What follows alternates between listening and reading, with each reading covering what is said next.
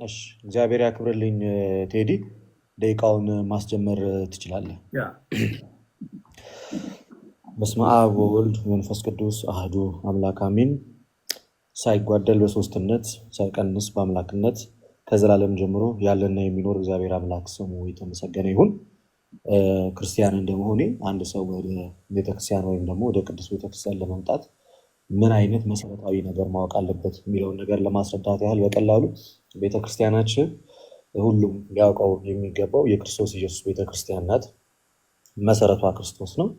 ልክ በዚህ በሐዋርያት ስራ ላይ እንደተጻፈው ምዕራፍ 20 ቁጥር 28 ላይ እንዳለው እግዚአብሔር በገዛ ደሙ የዋጃትን የእግዚአብሔርን ቤተክርስቲያን ተጠብቁ ዘንድ ተብሎ እንደተነገረ በክርስቶስ ኢየሱስ ደም የተዋጀች ቤተክርስቲያን ናት እና ይህች ቤተክርስቲያን የሃይማኖት መግቢያ ወይንም መሰረታዊ የሃይማኖት ትምህርት አላት። አዲስ ለሚመጣ ሰው ከነዛ ውስጥም 5 አዕማደ ምስጢራት ወይንም 5 መሰረታዊ ትምህርቶች አሉ። ከነዛ ውስጥ የመጀመሪያውና ዋነኛው ሰው ማወቅ ያለበት አምላኩን ነው አይደለ? ልክ በዚህ በኦሪት ዘዳግም ምዕራፍ 6 ከቁጥር 4 ላይ እስራኤል ሆይ ስማ ይላል።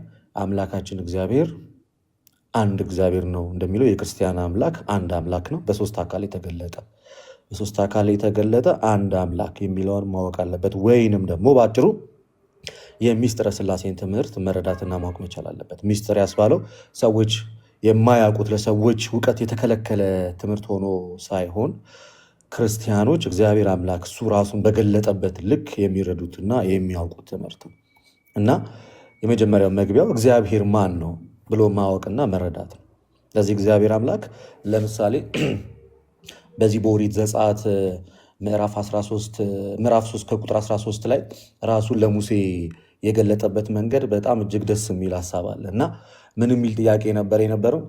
ሙሴም እግዚአብሔርን እንሆ ወደ እስራኤል ልጆች በመጣው ጊዜ የአባቶቻቸው አምላክ ወደ እናንተ ላከኝ ባልኩ ጊዜ ስሙንስ ማን ነው ባሉኝ ጊዜ ምን እላቸዋለሁ ብሎ ሲጠይቀው ሙሴም እግዚአብሔርን እንሆ ወደ እስራኤል ልጆች በወጣ ጊዜ የአባቶቻቸው አምላክ ወደ እናንተ ላከኝ፣ እግዚአብሔር ሙሴን ያለና የሚኖር እኔ ነኝ አለው ይላል። ምንና ያለና የሚኖር እኔ። ስለዚህ የክርስትና እምነት ውስጥ እግዚአብሔር ያለና የሚኖር ከዘላለም ያለ ለዘላለም የሚኖር አምላክ እንደሆነ ማወቅና መረዳት ይጠበቅብናል። ክርስቲያኖች 3 አምላክን አናመልክም።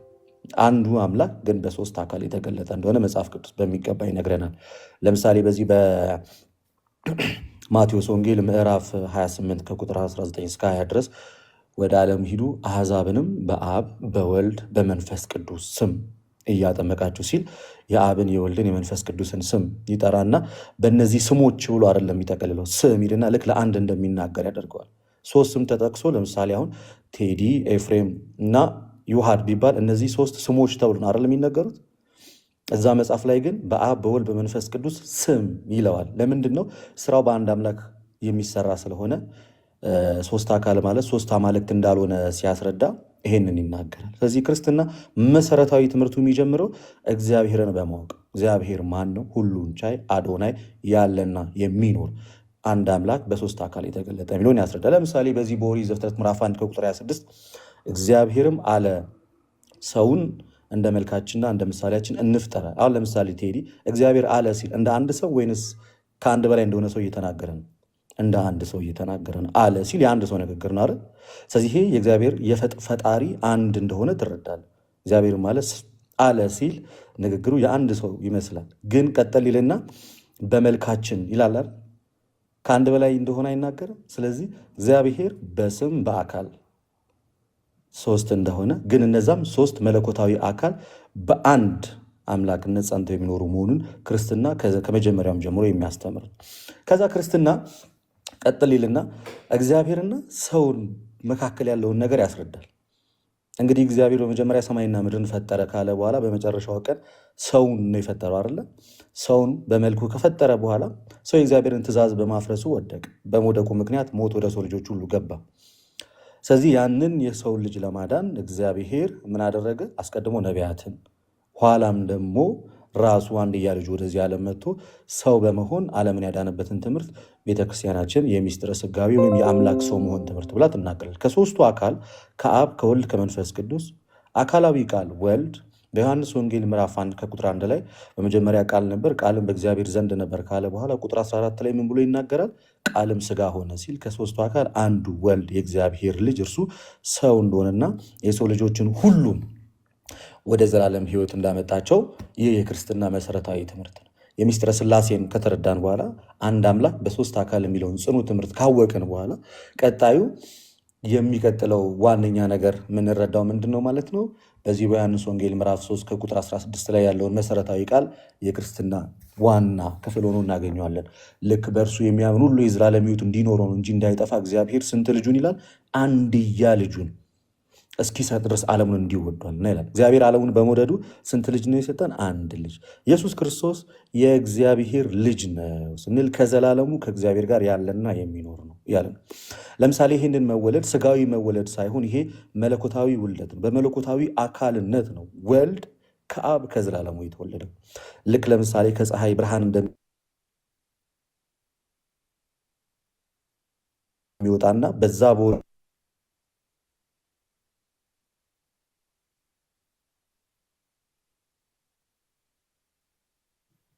ድምፅ ይቆራርጣል። ልደት በአብና በወልድ አሁን ተመልሼ ይሆን ምናልባት መጥቻለሁ። ስለዚህ የአምላክ ሰው መሆን ትምህርት በቤተክርስቲያናችን እጅግ የጸና ትምህርት፣ ልክ ክርስቶስ በስጋ እንደመጣ የማይታመን መንፈስ ሁሉ ከእግዚአብሔር አይደለም እንደሚል ክርስቶስ በስጋ እንደመጣ የሚያምን ግን ይህ ከእግዚአብሔርም ነው መንፈሱም ማለት ነው። ስለዚህ አምላክ አንድያ ልጁን ከዘላለሙ ከእርሱ ጋር ያለውን ልኮታል። አምላክ ሰው ከመሆኑ በፊት ወይም ቃል ስጋ ከመሆኑ በፊት ምንድን ነበር ስንል በመለኮታዊ ማንነቱ ከእግዚአብሔር ጋር ሲኖር የነበረ ነው። ለዚህ ማስረጃ ዮሐንስ ወንጌል ምዕራፍ 1 ቁጥር 18 እግዚአብሔርን ማንም ያየው የለም አለ፣ በእቅፉ ያለ አንድያ ልጁ እርሱ ተረከው ይላል። አንድያ ልጁ እርሱ ተረከው። ሌላኛውም የሰው ልጆችን ለማዳን በመስቀል ላይ የዋለውን አምላክ መዳኑን በምን እናገኛለን? ይሄ የክርስትና ደግሞ እጅግ ጽኑና መሰረታዊ ትምህርት የመዳን ትምህርታችን። እኔ እንደምታውቀው ሰዎች ሁሉ በአዳም ምክንያት ሞትን እንደተቀበልን ሮሜ ምዕራፍ 5 ከቁጥር 14 ጀምሮ ይናገራል። ሁሉ በቃ በአዳም እንደሞትን ማለት ሞት በአንዱ በአዳም እንደገባ ህይወት ደግሞ በክርስቶስ ኢየሱስ እንደሆነ ያንን ህይወት እንዴት እናገኘዋለን የሚለውን እኛ ክርስቲያኖች ወይም ኦርቶዶክሳውያን ክርስቲያኖች ምን ብለን እናምናለን? የሰው ልጆች በስራቸው ሳይሆን በኢየሱስ ክርስቶስ ሞት። ለምንድነው ክርስቶስ ሊሞት ያስፈለገው ከተባለ የእኛን ሞት ለማስወገድ። የመጽሐፍ ቅዱስ ጥቅስ ለመጥቀስ ያህል በዚህ በዕብራውያን መልእክት ምዕራፍ 2 ላይ ሐዋርያው ቅዱስ ጳውሎስ እንደዚህ ብሎ ይናገራል። በዕብራውያን መልእክቱ ምዕራፍ 2 ከቁጥር 14 እስከ 15 ላይ ለምን አምላክ ሰው እንደሆነና ምን እንደሆነ ሲናገር እንደዚህ ይላል። እንግዲህ ይላል ልጆቹ በስጋና በደም ስለሚካፈሉ እርሱ ደግሞ በሞት ላይ ስልጣን ያለውን በምን እንዲሽር? በሞቱ እንዲሽር። ሰው በአዳም ምክንያት የመጣበትን ሞት በራሱ አቅም መሻር አልቻለም። ስለዚህ ሞትን የሚያሸንፍ አምላክ ነው። አምላክ ደግሞ በባህሪው የሚሞት አይደለም። የሚሞት ስላልሆነ የሚሞተውን የእኛን ስጋ የራሱ ገንዘብ አደረገና ሞትን በአምላካዊ ኃይሉ ድል እንዳደረገው እናውቃለን። እንዲህ ይላል፣ ሞትን በሞቱ እንዲሽር ይላል። ይኸውም ዲያብሎስ ነው። በሕይወታቸው ሁሉ ስለ ሞት ፍርሃት በባርነት ታሰሩት የነበሩት ሁሉ ነፃ እንዲያወጣ በስጋና በደም እንዲሁ ተካፈለ ይላል። ቀጣዩን ዮሐድ ስለሚቀጥለው ምንም ችግር ሶ ጠቅላላ ስናደርገው የክርስትና ትምህርት እግዚአብሔር አምላክ ያለና የሚኖር ከዘላለሙ ያለ ከዛ ደግሞ የጠፋውን የሰው ልጅ ለማዳን በስጋ የተገለጠ አምላክ ያም በስጋ የተገለጠ አምላክ ዓለምን ያዳነ ያንን ድነት ደግሞ የሰው ልጆች ተካፍለው በክርስቶስ ኢየሱስ አምኖ በአብ በወልድ በመንፈስ ቅዱስም ተጠምቀው የእግዚአብሔር ልጆች የሚሆኑበትና የልጅነት ስልጣን ተቀብለው እግዚአብሔርን አባት ብለው የሚያምኑበት እምነት ነው ባጭሩ። ልክ ሮሜ ምዕራፍ 8 ቁጥር 17 ላይ አባ አባ ብለን የምንጮህበትን ልጅነትን መንፈስ እንደተቀበለን እና ልጆች ከሆንን ደግሞ ወራሾችም ጭምር እንደሆነ ይነግረናል። ማለት የእግዚአብሔር ወራሾች ልጅነትን የማግኘት እምነት ወይም የመዳን እምነት በአጭሩ ክርስትና ነው ማለት ነው። ቴንኪው ልደታችን። ብዙዎቻችሁ ቪዲዮ ቢከፍቱ ትላላችሁ። አይዶን ነው መክፈት የሚችሉ ከሆነ አላውቅም፣ ቢሆን ደስ ይላል። ካልሆነም ችግር የለውም መክፈት ትችላላችሁ። ቪዲዮ እርስ በርሳችሁም ስለምትጠያየቁ አንዳችሁን መጠያየቅም ስለሚኖር እንደዛ ማድረግ ትችላላችሁ። አንዴ ቴዲ እንትን እዚህ ጋር ሁለት ኦርቶዶክስ ነው እየታየኛለሁ። አቻ እንድንሆን ከሁላችንም አንድ ይሁን። ያው እንግዲህ ከሙስሊም አንድ ሰው ገብቷል፣ ከፕሮቴስታንት አንድ ሰው ገብቷል። ኦርቶዶክስ ግን ሁለት ነው ያለው። ለሁለቱም ደግሞ 8 ደቂቃ ከተሰጠ ፌር አይደለም። ኦኬ ዋናው እኔ እናንተ እንዴት እንዳሰባችሁ አላውቅም። ዋናው ሀሳቡ ለእኔ የገባችሁን ማስተማር ነው እንጂ እርስ በርሳችሁ ኮምፒቲሽን ወይም ደግሞ እንትን አይደለም። አሁን ጥያቄ እንኳን ስትጠያይቁ ኦኬ ቴዲ አረፍተ ነገራችሁን ስገነቡ አንተ ያለበት ሃይማኖት ጋር ቢመጣ ለምሳሌ ቁርአን ጋር እንደዚህ ይላል፣ መጽሐፍ ቅዱስ ላይ እንደዚህ ይላል። የእናንተ ቁርአን ላይ እንደዚህ የሚለው ነገር ይሄ ልጅ እንዴት ነው ሊያስታርቅ የሚችለው? ኮንፊውዝድ አይሆንም ወይ? አንተም ስጠይቃቸው ቴዲ እናንተ ሃይማኖት ውስጥ ቢመጣ መጽሐፍ ቅዱሳችሁ ላይ እንደዚህ ይላል፣ ይሄ ነገር እንዴት ነው ሊያስታርቅ የሚችለው? እስኪ ልታስረዳን ትችላለህ ብላችሁ ነው ጥያቄያችሁ የምታቀርቡት እንጂ የአንዳችሁ ሃይማኖት ከሌላችሁ ጋር ይሄ ፉክክርና እንትን እንዳይሆን ጥንቃቄ ያስፈልጋል። በተረፈ ግን ሁለት መሆን አለብን ከሁላችንም እምነት ተከታዮች። ለአንዱ 18 ደቂቃ ለሌሎቻችን 9 ደቂቃ ከሆነ ፌር አይደለም ካላችሁ ሁለት ጨምራለሁ በእናንተ ጥቆማ። እኔ አይዶን አላቃቸውም፣ ስለማላቃቸው ወይ በኮመንት እያነበብኩኝ ነው አስገባውና ልክ ልደት ዮሐድን አስገባው እንዳለ አንተ የምትጠቁመው ካለ ኤፍሬምም የሚጠቁመው ካለ አንዳንድ ሰው አስገባለሁ። ቪዲዮ ግን ትችላላችሁ፣ ካልቻላችሁ ቤተሰብ ግን ትችሉ አሪፍ ነው። ምናልባት አንድ ሰው ይሁን ከተባለ ዮሐድ መቀጠል ይችላል ከዚህ በኋላ ሜይ ቢ እኔ የተነገርኩት 9 ደቂቃ ኦሳማ ከዚህ በፊት የተናገረው ጋር ማች ማድረግ ከቻለ ከዚህ በኋላ ዮሐድ መቀጠል ይችላል። እኔ መውረድ ይችላል። ፋይ እሺ፣ ቴንክ ዩ ልብ አመሰግናለሁ ስለ ትህትና ወንድሜ። ኦኬ ቪዲዮ ማብራት ትችላላችሁ ያላችሁት ኤፊ ዮሐድ እና ኦስማ አሁን ፌር ነው ብዬ አስባለሁ። ሚዛናዊ ነው። እንዴት ነው ቴዲ? እኔ ካሜራ ማብራት እችላለሁ ግን ስታንድ የለኝም። ኦፊስ ነው ያለሁት አንፎርቹኔትሊ እና በእጅ መያዝ ነው የሚሆነው። እንትን ማሳየው ነገር ስለሚኖር ላፕቶፕ ምናምን ከፍታለሁ ግን ስታንድ የለኝም። ለዛ ነው ቴዲ። መክፈቴ ግን አይቀርም። ይሄ ሶስተኛ ቀናችን ነው። 4ኛ 5ኛ ቀን ላይ እንደዛ እያደረግን እንሄዳለን። ለጊዜው ግን በዚህ አድምጧቸው። በቃ የግድ ቪዲዮ አብሩ እያላችሁ እንትን አትበሉ። አሁን ፌር ነው። ስለዚህ ከ3 እምነቶች ነው ያለው። ሌላ እምነት ተከታይ እዚህ ላይ ብዙ መጨመር አስፈላጊ ነው ብዬ አላስብም። ካቶሊክ እና የሐዋርያት እምነት ተከታዮች ናቸው ጥያቄ እያቀረባችሁ ያላችሁት። ዋቄ ፈናንም ለምንድን ነው ማታሳትፈው ብላችኋል። እሱንም እንደዚሁ ለማሳተፍ ሙከራ እናደርጋለን። ለጊዜው ግን በእነዚህ ወንድሞች እንቀጥል። ዮሐድ 9 ደቂቃ አለ ወንድሜ።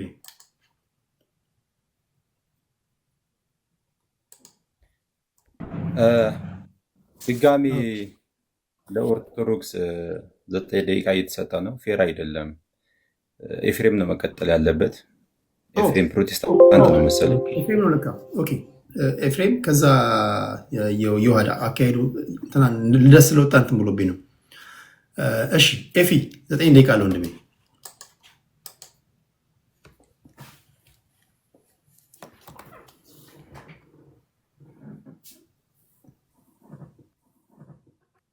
አመሰግናለሁ ቴዲዬ። ያው እንደተለመደው በቀደም ለታ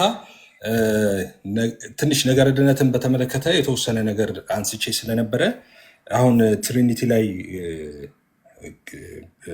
ቆንጆ ነገር አንስቷለትም። እኔ እዛ ላይ ትንሽ ነገር ማለት ፈልጋለሁ ትሪኒቲ ላይ ማለት ነው። እና ደቂቃ ከተያዘልኝ ወደዛ መግባት እችላለሁ። ኦስማንና ዮሐድዬ ሰላም ብያቸዋለሁ፣ ሁለታችሁንም ማለት ነው። ስለዚህ ልጀምር ቴዲዬ። መጀመር ይችላል። ያ እሺ፣ ሁላችሁንም ሰላም ብያለሁ። ከታች ያላችሁ ሁላችሁም ቀጥሎ የምናገረውን ነገር በጣም በጥንቃቄ ልትሰሙኝ ለምናለው። አይቤግ እንደዛ እንድታደርጉ በጥንቃቄ እንድትሰሙ። ክርስቲያኖች 3 አምላክ ያመልካሉ ወይ? ክርስቲያኖች 3 አምላክ ነው የሚያመልኩት። በተደጋጋሚ ትሪኒቴሪያን ያልሆኑ ወይም ከትሪኒቲ ውጭ ከስላሴ አማንያን ውጭ ያሉ ሰዎች ስላሴን በተመለከተ ብዙ ጊዜ ሚስሪፕሬዘንት ያደርጋሉ። ክርስትናን 3 አምላክ እንደምናመልክ ወይም ትራይቲዝም እንደሆነ የኛ የስላሴ መሰረት እንደዛ ያወራሉ፣ እንደዛ ይናገራሉ። ግን በፍጹም እኛ 3 አምላክ አምልከን አናውቅም። 3 አምላክ እናምልክም ብንል 3 አምላክ የለም፣ ኤግዚስትም አያደርግም 3 አምላክ። እሱን ነገር ትንሽ ለማለት ነው። በዛ ላይ ከስሙ ቢጀምር ሰለሰ የሚለው ነገር ብዙ ጊዜ መጽሐፍ ቅዱስ ላይ የለም ይባላል በተደጋጋሚ። ሰለሰ ማለት ከግዕዝ ግስ የወጣ ነው። ሶስትነት ማለት ነው፣ ሌላ አይደለም ስላሴ ማለት። ስለዚህ የስነ መለኮት ቃል ነው እንጂ የመጽሐፍ ቅዱስ ቃል አይደለም። ባይብሊካል ወርድ አይደለም ስላሴ የሚለው። ስለዚህ መጽሐፍ ቅዱስ ላይ ስላሴ የለም የሚባል ቀልድም አለ። መጽሐፍ ቅዱስ ላይ ስላሴ የሚለውን ፊደል ሳይሆን የምንፈልገው ሄደን አብ ወልድ መንፈስ ቅዱስ የሚባሉ ፐርሰኖች አሉ ነው። አብ ወልድ መንፈስ ቅዱስ የሚባሉ ፐርሰኖች ደግሞ ከዘፍጥረት እስከ ራዕይ በመጽሐፍ ቅዱስ ውስጥ የተጠለቀለቀ ትምህርት ነው እንደሚታወቀው። ስለዚህ ሶስትነት ለዛ ሶስትነት የተሰጠ የስነ መለኮት ቃል ነው እንጂ የመጽሐፍ ቅዱስ ወርድ አይደለም። ስለዚህ ስላሴ የለም ሳይሆን ስላሴ የሚለው የስነ መለኮት ቃልን መጽሐፍ ቅዱስ ውስጥ መፈለግ ነው። እሱ ነው ትንሽ ጤነኛ ያልሆነው ማለት ነው እንጂ ስላሴ ከዘፍጥረት እስከ ራዕይ ያለ ነው፣ በመጽሐፍ ቅዱስ ውስጥ አለ። ስላሴ ግን ማለት ሶስትነት ነው። ስትፈልግ ሄደህ የምትፈልገው ሶስትነት የሚለውን ነው የምትፈልገው እንጂ ያን ልዩ ሶስትነትን ነው የምትፈልገው፣ እሱን ነው እንጂ ስላሴ የሚለውን ፊደል ሄደህ ፈልገህ ስላሴ የለም መጽሐፍ ቅዱስ ላይ ማለት ቀልድ ነው። ስላሴ የሚባል እንደ አብ እንደ ወልድ እንደ መንፈስ ቅዱስ ፐርሰን የሆነ አራተኛ አካል የለም።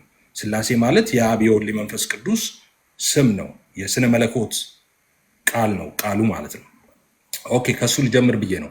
እሺ ሶስት አምላክ እናመልካለን ወይ? እኛ ሶስት አምላክ የሚባል የለም፣ ሲጀመር የለም። ቢኖር ጥሩ ነበረ፣ ግን ሶስት አምላክ የሚባልም ኤግዚስት አያደርግም፣ ኤግዚስት አድርጎም አያውቅም። የክርስቲያኖች አምላክ አንድ አምላክ ነው። ማን ይባላል? አብ ወልድ መንፈስ ቅዱስ ይባላል። ኦኬ እዚህ ጋር እንደምታዩት ፋደር አለ፣ አብ ማለት ነው።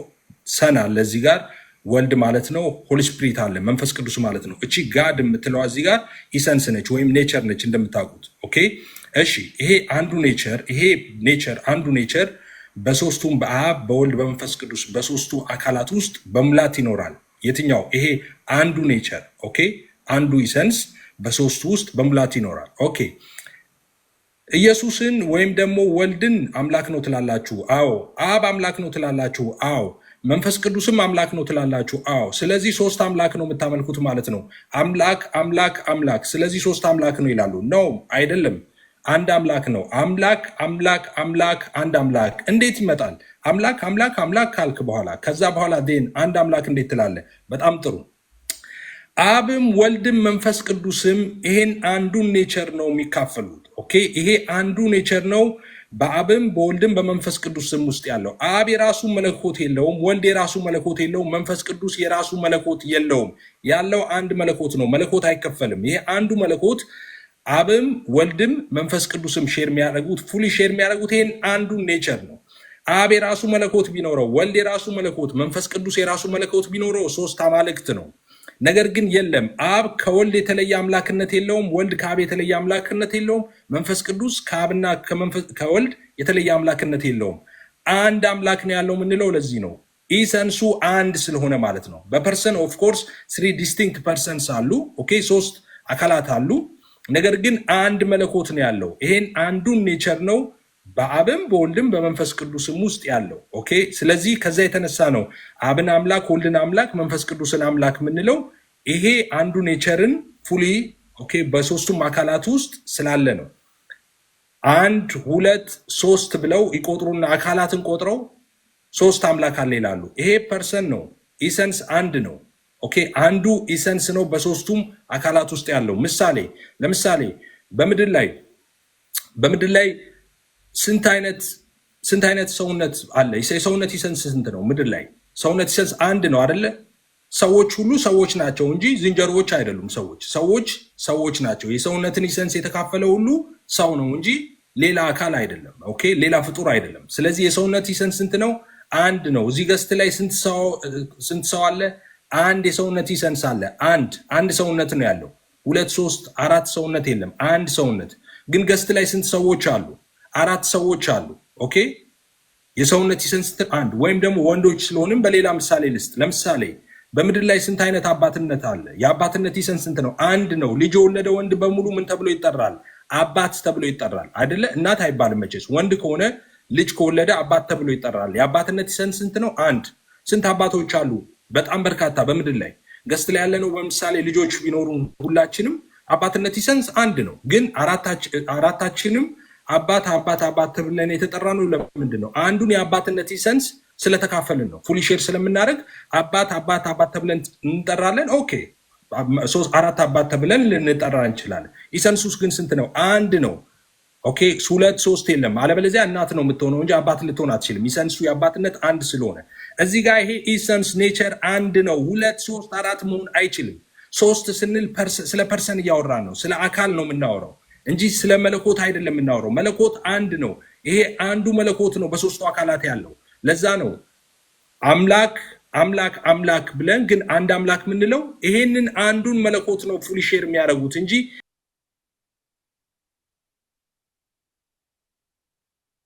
የራሳቸው አንዳንድ መለኮት ስንል ለምሳሌ አንድም ሶስትም የሚል መቀለጃ ነገር አለ። በነገራችን ላይ አንድ ነገር አንድም ሶስትም በአንድ ጊዜ ሊሆን አይችልም። የክርስትና አስተምሮ አንድም ሶስትም ሲባል ስላሴ አንድ ማለት በመለኮት ነው፣ ሶስት ማለት በአካል ነው እንጂ በአንድ ነገር አንድም ነው ሶስትም ነው እያልን አይደለም። እሱም መቀለጃ ብዙ ነገሮች ካለማወቅ የተነሳ ስለሆነ ነው። ሶስትነቱ በአካል ነው፣ አንድነቱ በመለኮት ነው። ስለዚህ አንድ ነገር አንድ ጊዜ እንደዛ አይደለም የምንለው እኛ። ሶስት ስንል በአካል ማለታችን ነው፣ አንድ ስንል በመለኮት ማለታችን ነው። ስለዚህ ኢሰንሱ አንድ ነው። የመለኮት ይሄ መለኮት የምንለው አንድ ነው፣ ሶስት አይደለም። ስለዚህ የምናመልከው ራሱን በሶስት አካል የገለጠ አንዱን አምላክ እግዚአብሔር ነው የምናመልከው። ሶስት አምላክ የሚባል ነገር የለንም። ራሱን በሶስት አካል የገለጠ ልብ በሉ አንድ አምላክ ነው የምናመልከው። አብ የራሱ የብቻው አምላክነት፣ ወልድ የብቻው አምላክነት፣ መንፈስ ቅዱስ የብቻው አምላክነት የለውም። አብ ከወልድና ከመንፈስ ቅዱስ የተለየ አምላክነት የለውም። ወልድም ከመንፈስ ቅዱስና ከአብ የተለየ አምላክነት የለውም። መንፈስ ቅዱስም እንደዛው። ስለዚህ ሶስት አምላክ ታመልካላችሁ የሚባለው ውሸት ነው። ሶስት አምላክ እናድርግም ብንል አናደርግም። አንድ አምላክነት ነው ያለው። አንድ ይሄ ነው በሶስቱም አካላት ውስጥ በሙላት ያለው።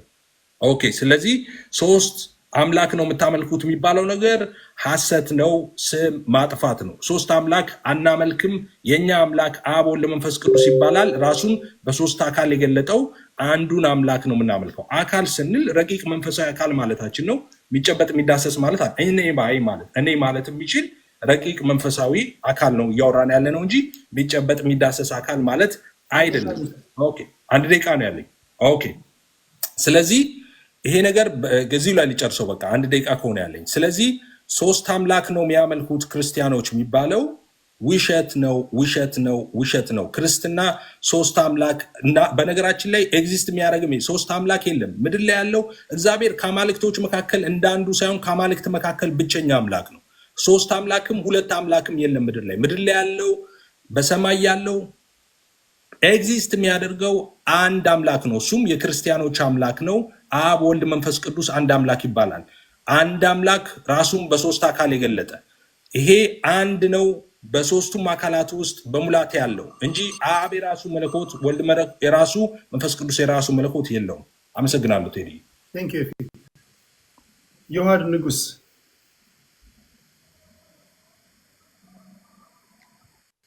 ሰላም፣ እንዴት አመሻችሁ? ይሰማል? ይሰማል። እግዚአብሔር ይመስገን። እንዴት ነህ? እግዚአብሔር ይመስገን። ሁላችሁንም ሰላም ብያለሁ።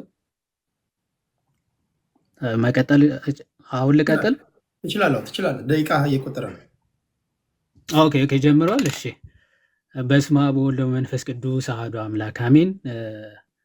ከእግዚአብሔር ከአባታችን ከጌታም ከኢየሱስ ክርስቶስ ጸጋና ሰላም ከእኔም ከእናንተ ጋርም ይሁን። እንግዲህ ጥበብን እውቀት የሚገልጸው እግዚአብሔር ለሁላችን ማስተዋሉን ያድረን እና ደግሞ በምናገረው ደግሞ የጠራውን መልእክት እግዚአብሔር አምላክ ወደ እናንተ እንዲያደርስ የእሱ መልካም ፈቃድ ይሁን። ልቀጥል። አብዛኛው ነገር ስለተባለ እኔ ሞር ወደ ነገረ ድህነት ወይም ደግሞ ስለ ሰው ልጆች መዳን እንዴት ነው የሚድኑት ወደሚለው ሞር ፎከስ አድርጌ ለማውራት እሞክራለሁ። በመጀመሪያ ያው የቤተ ክርስቲያናችን አስተምሮ የሰው ልጅ እግዚአብሔርን ወይም ደግሞ አምላክን እንዴት ነው ማወቅ የሚችለው የሚለው ጀነራሊ በሶስት መንገዶች ትመለከተዋለች። መጀመሪያ አንድ ሰው እግዚአብሔርን ወይም ደግሞ አምላክን ሊያውቅ የሚችለው ከምንድነው? ከሶስት ነገሮች ነው። አንዱ ጀነራል ሪቪሌሽን የሚባል አለ። ከዛ ደግሞ ስፔሲፊክ ሪቪሌሽን እና ከዛ ስክሪፕቸርስ ናቸው። እግዚአብሔርን መኖሩ ልናውቅ የምንችላቸው ማለት ነው። አስቀድሞ ከጀነራል ሪቪሌሽን ወይም ደግሞ የአምላክን መኖር ከጀነራል ሪቪሌሽን ማወቅ እንችላለን፣ ወይም ደግሞ ከፍጥረቱ ማለት ነው። ሐዋርያ ቅዱስ ጳውሎስ ሮሜ መልእክቱ ምዕራፍ 1 ከቁጥር 24 ጀምሮ ሲናገር እግዚአብሔር ከጥንት ጀምሮ በፍጥረቱ ለፍጥረቱ ተገልጦ ይኖር ነበር ይላል። ስለዚህ እግዚአብሔር አምላክ አሎቱ ለፍጥረቱ በፍጥረቱ ገልጦ ከዘላለም አሳይቷል መኖሩን ማለት ነው። ስለዚህ ፍጥረት መኖሩ ራሱ የእግዚአብሔር መኖርን ይገልጽልናል፣ ያሳየናል ማለት ነው። ለእግዚአብሔር ሀልወቱ ፍጥረት ራሱ ጀነራሊ አስገኝ እንዳለው እንረዳለን። ይህ አስገኝ ግን እንዴት ነው ልናውቀው የምንችለው? ኦኬ ያ አስገኝ እንዳለ ፍጥረት ራሱ ከነገረን ያ አስገኝ ግን ማን እንደሆነ በምንድን ነው ልናውቀው የምንችለው? ስፔሲፊክ ሪቨሌሽን እና ስክሪፕቸር ነው ማለት ነው። እግዚአብሔር አምላክ ራሱ በገለጠበት መንገድ እና ኦኬ መጻሕፍቶቹ ወይም ደግሞ ለነቢያቱ ባስተላለፉልን መንገድ እግዚአብሔርን እናውቀዋለን ማለት ነው። አስቀድሞ የነበረው የነቢያት ሁሉ አምላክ ራሱን በምን አይነት መንገድ ገለጠ ብለን ስንመለከት መጽሐፍ ቅዱስ ሲነግረን በመለኮት አንድ በአካል ደግሞ ሶስት ነው አለ። የት አለን? ቅድም ልደትሻ በሰፊ ስለሄደበት ዘፍጥረት ምዕራፍ 1 ከቁጥር 23 ከቁጥር 26 ጀምሮ እግዚአብሔርም አለ ሰውን በመልካችን እንደ ምሳሌያችን እንፍጠር ብሎ ከዘፍጥረት 1 ጀምሮ እግዚአብሔር በአካል ሶስት በመለኮት አንድ እንደሆነ ገለጸልን። ስለዚህ የአምላክን ነገር የተገለጸልህን አሜን ብለህ ትቀበላለህ እንጂ የአምላክን ሀልወት በመመራመር የምትደርስበት አይደለም። እንኳን የአምላክን መኖር ይቅርና የአንድ ግለሰብ ባህሪ እንኳን ተመራምሬ ልደርስበት አልችልም። ሰውን ራሱ አጥንተ ልደርስበት የሚችል አይደለም። ሰውን ተመራምረ የምትደርስበት ካልሆነ ታዲያ ሰውን የፈጠረው ጌታ ተመራምሬ እንዴት ልደርስበት ይችላለሁ? አይቻልም። ታዲያ እንዴት ነው ጌታችን ሲናገር ማቴዎስ ወንጌል ምዕራፍ 5 ላይ ልበ ንጹሖች ብፁዓን ናቸው አለ፣ እግዚአብሔርን ያዩታልና። ልብህን ንጹህ በማድረግ ኦኬ እና የቀናውን መንገድ በመከተል እግዚአብሔርን ወደ ማወቅ ደረጃ መድረስ ይቻላል። ስለዚህ እነ ቅዱስ ኤፍሬም ሶርያዊ የቤተ ክርስቲያናችን የእግዚአብሔርን መገለጥ አፖፋቲክ ቴዎሎጂ ይሉታል፣ ወይም ደግሞ ራስህን በትህትና በመግዛት አላውቅም በማለት ወደ እግዚአብሔር ማወቅ ደረጃ መድረስ ማለት ነው። ስለዚህ ክርስትና እንዲህ ያለ መገለጥ ነው ማለት ነው። ይህን ራሱን የገለጠው አምላክ በመለኮት አንድ በአካል ሶስት የሆነው አምላክ በዘመኑ ፍጻሜ በስጋ ተገልጦ ደግሞ የሰው ልጆችን ለማዳን ሰው እንደሆነ እናምናለን። ይህን ሰው የሆነበት ምስጢር ደግሞ ለምንድን ነው የሚለው በጣም መሰረታዊ ጉዳይ ነገረ ድህነት ያስብለዋል። አያችሁ፣ ጌታችን የፍቅር አምላክ ነው። ፍጥረታቱን እንዲሁም የሚተዋቸው ጌታ አይደለም። አስቀድሞ የሰው ልጆችን ፈጠረ እና ደግሞ የዘላለም ክብሩን እንዲወርሱ ነፃ ፈቃድ ከነፃ ፈቃድ ጋር ፈጥሮ ሰጣቸው። ግን ይህን ነፃ ፈቃዳቸው ተጠቅመው የሰው ልጆች የእግዚአብሔርን ዙፋን የእግዚአብሔርን ክብር ተመኙ። ስለዚህ ይህንን ምኞታቸው ወዴት ጣላቸው? የእግዚአብሔርን ክብር ማግኘት ይቅርና ኦኬ ከሰውነት ተራ ወጥቶ የዲያብሎስ ባሪያ ሆኑ። እግዚአብሔር አምላክ የፈረደው ፍርድ ስለሆነ ይህን ፍርድ ሊያስወግድ የሚችል ከቶ አንድም ፍጡር አልተገኘም፣ አልነበርም። ስለዚህ አምላክ ፍቅሩን፣ ቸርነቱ፣ እውነተኛ ዳኝነቱን ሊገልጽ አምላክ ሰው ሆነ። ይሄ በጣም የሚደንቅ ነገር ነው። አምላክ ለፍጥረቱ ያለውን ፍቅር ሊያሳይ የፍጥረቱን ስጋ ያዘ። ይሄ ለዛ ነው አምላካችን የፍቅር አምላክ ነው ብለን ስንናገር በወሬ ወይም ደግሞ እንዲሁ ያላደረገውን ያለ ስሙ ያለ ባህሪው እየሰጠ ነው አይደለም። አምላካችን የምርም ፍቅሩን በተግባር አሳይቶናል ማለት ነው። የወደቀውን ፍጥረቱን የእሱን ስጋን ያዘና ሊያነሳው ወደደ ማለት ነው። እና ዳኝነቱ ምክንያቱ ፍርድ ፈርዶበት ነበረ፣ ፍርዱም አላስቀረበትም። የፍቅር አምላክ ነው፣ ፍቅሩም አላጎደለም ማለት ነው። ስለዚህ እውነተኛ ዳኝነቱ ከፍቅሩ አስማምቶ ሊያድነው የሰው ልጅ ሰው ሆነ። ሰው ከሆነ በኋላ የሰው ልጅ እንዴት ታዲያ ይዳን? ኦኬ ፍቅሩን በዚህ አይነት መንገድ ለሰው ልጆች ካሳየ ይህ ጌታ ለሰው ልጆች ያደረገውን ፍቅሩ ግን በምን ገንዘብ ያደርጉታል? ሰዎች እንዴት ሊያገኙት ይችላሉ? የሚለውን ሐዋርያ ቅዱስ ጳውሎስ የተናገረውን ተናግሬ ሰዓት ካለኝ እቀጥላለሁ፣ ከሌለኝ ግን ጨርሳለሁ። አንደኛ ቆሮንቶስ መልእክቱ ምዕራፍ 10 ሐዋርያ ቅዱስ ጳውሎስ የነገረ ድህነት የክርስትና የነገረ ድህነትን ትምህርት በብሉይ ኪዳን በምሳሌ እግዚአብሔር አምላክ ለሰው ልጆች ገልጾታል ብሎ ሐዋርያ ቅዱስ ጳውሎስ ይገልጻል። ምን በማለት እንዲህ ይላል?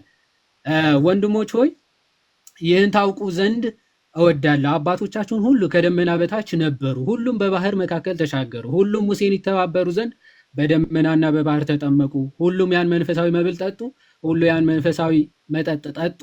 ይከተላቸው የነበረው ከመንፈሳዊ አለት ጠጥተዋልና ያም አለት ክርስቶስ ነበረ። እግዚአብሔር ግን ከእነርሱ በሚበዙት ደስ አላለውምና በምድረ በዳ ወድቀዋል ይላል።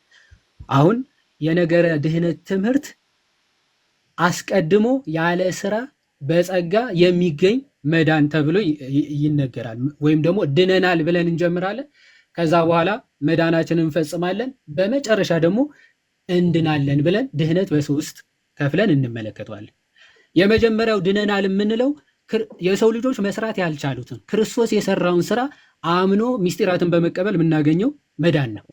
ኦኬ፣ በደንብ አስተውሉ። የመጀመሪያው መዳን የሰው ልጆች ሰርተው አያገኙትም። ምክንያቱ አስቀድመው ከጸጋ እግዚአብሔር ተለይተው ወድቀው ኦኬ ልጅነትን አጥተው ስለነበረ ያንን ክርስቶስ መጣና ደም ከፈለ፣ ዋጋ ከፈለ፣ ወደ እግዚአብሔር ልጅነት ሊመልሳቸው ክርስቶስ ዋጋ ከፈለ። ያንን ዋጋ የከፈለውን በምን እናገኘዋለን?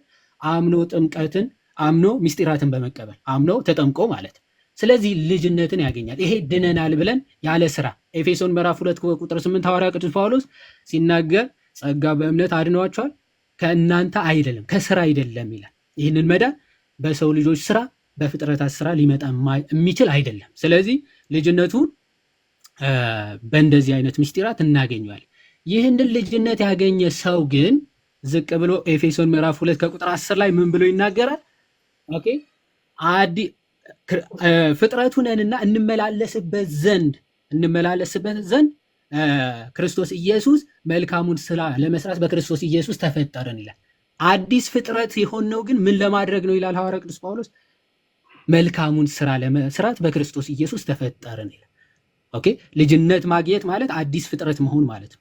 ስለዚህ አዲስ ፍጥረት የሆንከው ደግሞ መልካም ስራ እየሰራ ክርስቶስን ወደ መምሰል ህይወት ማደግ ነው። ይሄ ደግሞ ድህነታችንን እንፈጽማለን ወይም ደግሞ እንድናለን ብለን እንናገራለን። ሐዋርያ ቅዱስ ጳውሎስ በፊልጵስዩስ መልእክቱ ምዕራፍ 2 ከቁጥር 12 እያንዳንዳችሁ በመፍራትና በመንቀጥቀጥ የየራሳችሁን መዳን ፈጽሙ ይላል። በመፍራትና በመንቀጥቀጥ የየራሳችሁን መዳን ፈጽሙ ይላል። ስለዚህ መዳን አግኝተ የምጥለው ወይም ደግሞ አንድ አግኝተ የማታጣው አይደለም። በየዕለቱ ክርስቶስን ወደ መምሰል ህይወት የምታድግበት ነው መዳን ማለት። ይህንን ጠብቀ እስከ መጨረሻው ከጠበቅ ደግሞ ጌታችን ራሱ ምን አለ? ማቴዎስ ወንጌል ምዕራፍ 24 ላይ እስከ መጨረሻ የሚጸና እርሱ ይድናል አለ ጌታ። ስለዚህ ክርስቶስ ያስተማረውን ህይወት ክርስቶስን የሚመስል ህይወት እየመሰልክ ስትሄድ ደግሞ መጨረሻ የሚጠብቅህ የትንሣኤያችን በኩር የሆነው ክርስቶስ በክብር እንደተነሳ ሁሉ የክብር ትንሣኤ ትነሳለህ ማለት። ሞት የሌለበት ኦኬ የማይፈርሰው የማይበሰብሰውን የዘላለም ህይወትን ታገኛለህ። እግዚአብሔር ይስጥልኝ። ከልብ አመሰግናለሁ። እሺ ወደ ኦስማን እንመጣለን። አሁን እንዴት እንደሚዳን ሶስቱም ነግረውናል፣ እንደየእምነቶቻቸው እንደየዶክትሪኖቻቸው። ለኦስማን ማነሳው አንተ ምናልባት የክሮስቶክ ስለሚኖር አንድ ሁለት ሱር ድምፅ ይሰማል። አንዴ ድምፅ ይሰማል። ልቀጥል። እኔ የምናገረው ይሰማል ይሰማል። እኔ ጋር በርቀት ትንሽ ኔትወርክ እያስቸገረ ነው። ጊፍቱ ነው። ጊፍት ሲላክ ኔትወርክ ይዛል። ምንድን ነው መሰለ አሁን እዚህ ጋር ልብ ማለት ያለብህ ኦርቶዶክስ 2 ጊዜ ነው ስለ እምነቱ የሰበከው። ኦኬ ፕሮቴስታንትና ሙስሊም ደግሞ አንድ ጊዜ ነው። ስለዚህ ከመጠያየቃችንም በፊት ኦርቶዶክስ 2 ሰብኳል፣ ፕሮቴስታንት ሙስሊም 2 ጊዜ መሆን አለበት። አንድ ዙር ለእኛ መሰጠት አለበት።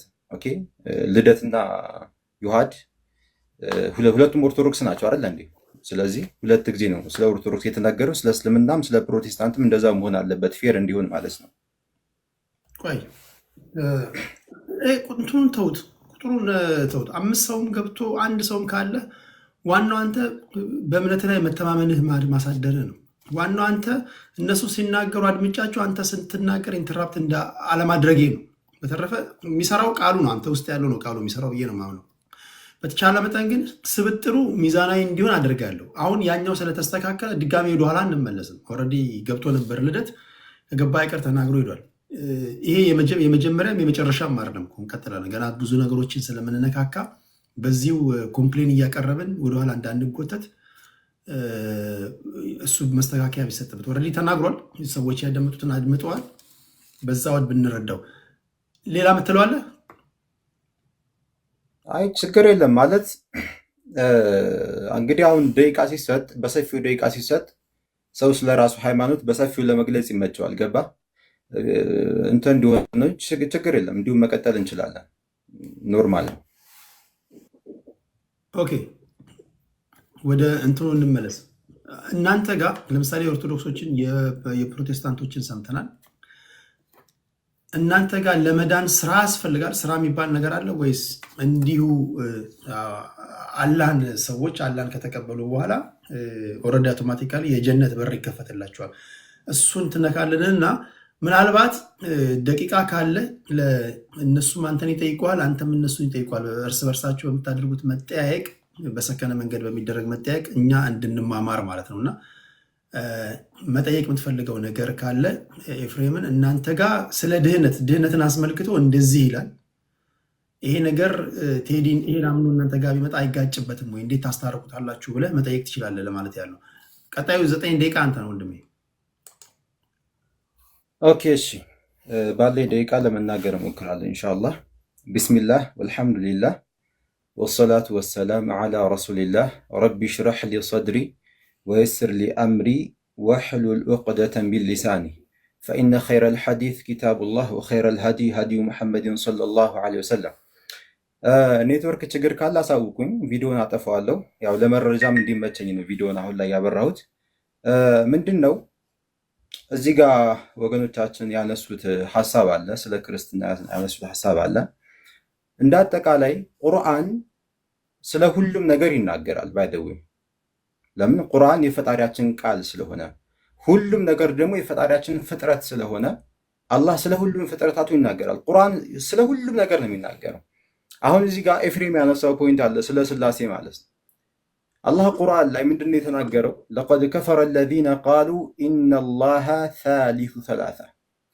ፈጣሪ ትሪኒቲ የሚለውን ሀሳብ፣ ስላሴ የሚለውን ሀሳብ ማለት ነው፣ አንድም ሶስትም ነው የሚለውን ሀሳብ የፈጣሪ ባህሪ ነው ያሉ ሰዎች በእርግጥም ካዱ ነው ያለው።